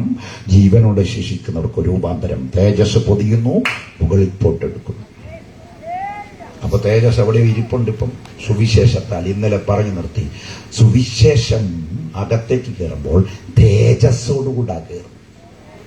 ഈ തേജസ് അകത്തേക്ക് വരുമ്പോൾ ജീവിച്ച് തേജസ്സിനെയും ആത്മാവിനെയും ക്രിസ്തുവിനെയും പരിശുദ്ധാത്മാവിനെയും എല്ലാം അകത്ത് നിലനിർത്തി തേജസ്സിന്മേൽ തേജസ് പ്രാപിച്ച് വിശുദ്ധ ജീവിതം നയിക്കുമ്പോൾ എന്ന് വെച്ചാൽ പിതാവിനോട് പുത്രത്വവും പുത്രനോട് ക്രിസ്തുവിന്റെ മണവാട്ടി പദവിയും നിലനിർത്തി ചതിക്കപ്പെടാതെ എൻഡ് ചെയ്യാൻ കഴിഞ്ഞാൽ ആ എൻഡിൽ തൊട്ട് മുമ്പ് മരണം സംഭവിക്കാം. ചിലപ്പോൾ കാഹള ശബ്ദമായിരിക്കാം. പക്ഷെ ഇത് രണ്ടാണെങ്കിലും തേജസ് അകത്തിരിക്കുക. നിങ്ങളുടെ എന്റെ അകത്ത് എന്തുണ്ട്? ഇത് പുറത്തു വരും. മരിച്ചവർക്ക് പുറത്തു വരുന്ന പ്രക്രിയയ്ക്കാണ് പുനരുത്ഥാനം എന്ന് പറയുന്നത്. ജീവിച്ചിരിക്കുന്ന ഒരു രൂപാന്തരം അവർ ജീവിച്ചിരിക്കുമ്പോൾ തന്നെ തേജസ് പുറത്ത് ധരിക്കും. ഇതെന്താ ഉപദേശിച്ച് പറയുന്നത്? 2 കൊരിന്ത്യർ 5:1 കൂടെ വായിക്കുമ്പോൾ ഞാനങ്ങ് നിർത്താമെന്ന് വിശ്വസിക്കുന്നു. വായിച്ചു. 2 കൊരിന്ത്യർ 5:1 മുതൽ. കൂടാരമായ ഞങ്ങളുടെ ഭൗമഭവനം അഴിഞ്ഞു പോയാൽ കൈപ്പണിയല്ലാത്ത നിത്യഭവനമായി ദൈവത്തിന് ദാനമായ ഒരു കെട്ടിടം ഞങ്ങൾക്ക് സ്വർഗത്തിൽ ഉണ്ടെന്ന് അറിയുന്നു. സ്വർഗം വേറെ, ഈ കെട്ടിടം വേറെ. സ്വർഗവും പുതിയ യെരൂശലേമും രണ്ടാണ്. സ്വർഗമല്ല പുതിയ യെരൂശലേം. നിത്യത എന്ന് പറയുന്നത് പുതിയ യെരൂശലേമിലാണ്. സ്വതന്ത്രം. സ്വർഗം വേറെയാണ്. അതെല്ലാം ഡീപ്പായിട്ട് പഠിക്കേണ്ട വിഷയമാണ്. സ്വർഗം 7 വർഷം നമ്മൾ അവിടെ ചെന്നിരിക്കുകയാണ്. ആ സ്വർഗത്തിൽ 7 വർഷം കഴിയുമ്പോൾ സഭ മധ്യാകാശത്തിലല്ല വസിക്കുന്നത്. സഭ സ്വർഗത്തിലേക്കാണ് പോകുന്നത്. ഞാൻ ഇരിക്കുന്നിടത്ത് പിന്നെയും വന്ന് ഞാൻ നിങ്ങളെ ഇരുത്തും. സഭ സ്വർഗത്തിലെ 7 വർഷം. ഇതിനെയൊക്കെ കണ്ണിക്കുന്നവരുണ്ട്. കണ്ണിക്കുന്നവരോട് ഇരുന്ന് കണ്ണിച്ചോട്ടെ. നമ്മൾ കർത്താവിൽ നിന്ന് പ്രാപിച്ചത് എവിടെയും തന്റെ ഇടത്തോടെ പറയാം. ചേർന്ന് ദൈവത്തെ സ്തുതിച്ചാട്ടെ.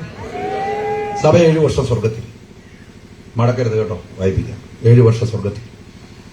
7 വർഷം കഴിയുമ്പോൾ ഇവിടെ 3-ാം ലോക മഹായുദ്ധം ആരംഭിക്കുന്നു. യഹൂദന്റെ കയ്യിലെ ആയുധം മുഴുവൻ നഷ്ടപ്പെടുന്നു. അത് ദൈവം ചെയ്യുന്നതാണ്. പണ്ടേ ഇവനോട് പറഞ്ഞിട്ടുള്ളതാണ്, ഞാൻ വാളുകൊണ്ടുമല്ല കുന്തം കൊണ്ടുമല്ല യുദ്ധം ചെയ്യുന്നത്. നിങ്ങളല്ല യുദ്ധം ചെയ്യണ്ടേ, ഞാൻ നിങ്ങൾക്ക് വേണ്ടി യുദ്ധം ചെയ്യും. പക്ഷെ ഇവൻ ജന്മം ചെയ്ത് സമ്മതിക്കത്തില്ല. ഇന്ന് ഏറ്റവും കൂടുതൽ ആയുധ കച്ചവടം നടത്തുന്ന രാജ്യം ഇസ്രായേലാണ്. പക്ഷെ മൂന്നാം ലോക മഹായുദ്ധത്തിന്റെ പൂർത്തീകരണത്തിലെത്തുന്ന തൊട്ട് മുൻപേ ഇസ്രായേലിന്റെ മുഴുവൻ ആയുധം കൈവിടപ്പെട്ട പോകുന്നിടം വരെ ദൈവം സ്വർഗം സൈലന്റാണ്. കാരണം ആയുധമില്ലാതെ രക്ഷിക്കുന്ന ഒരുവന്റെ രംഗപ്രവേശനം ഉണ്ടാകേണ്ടത്.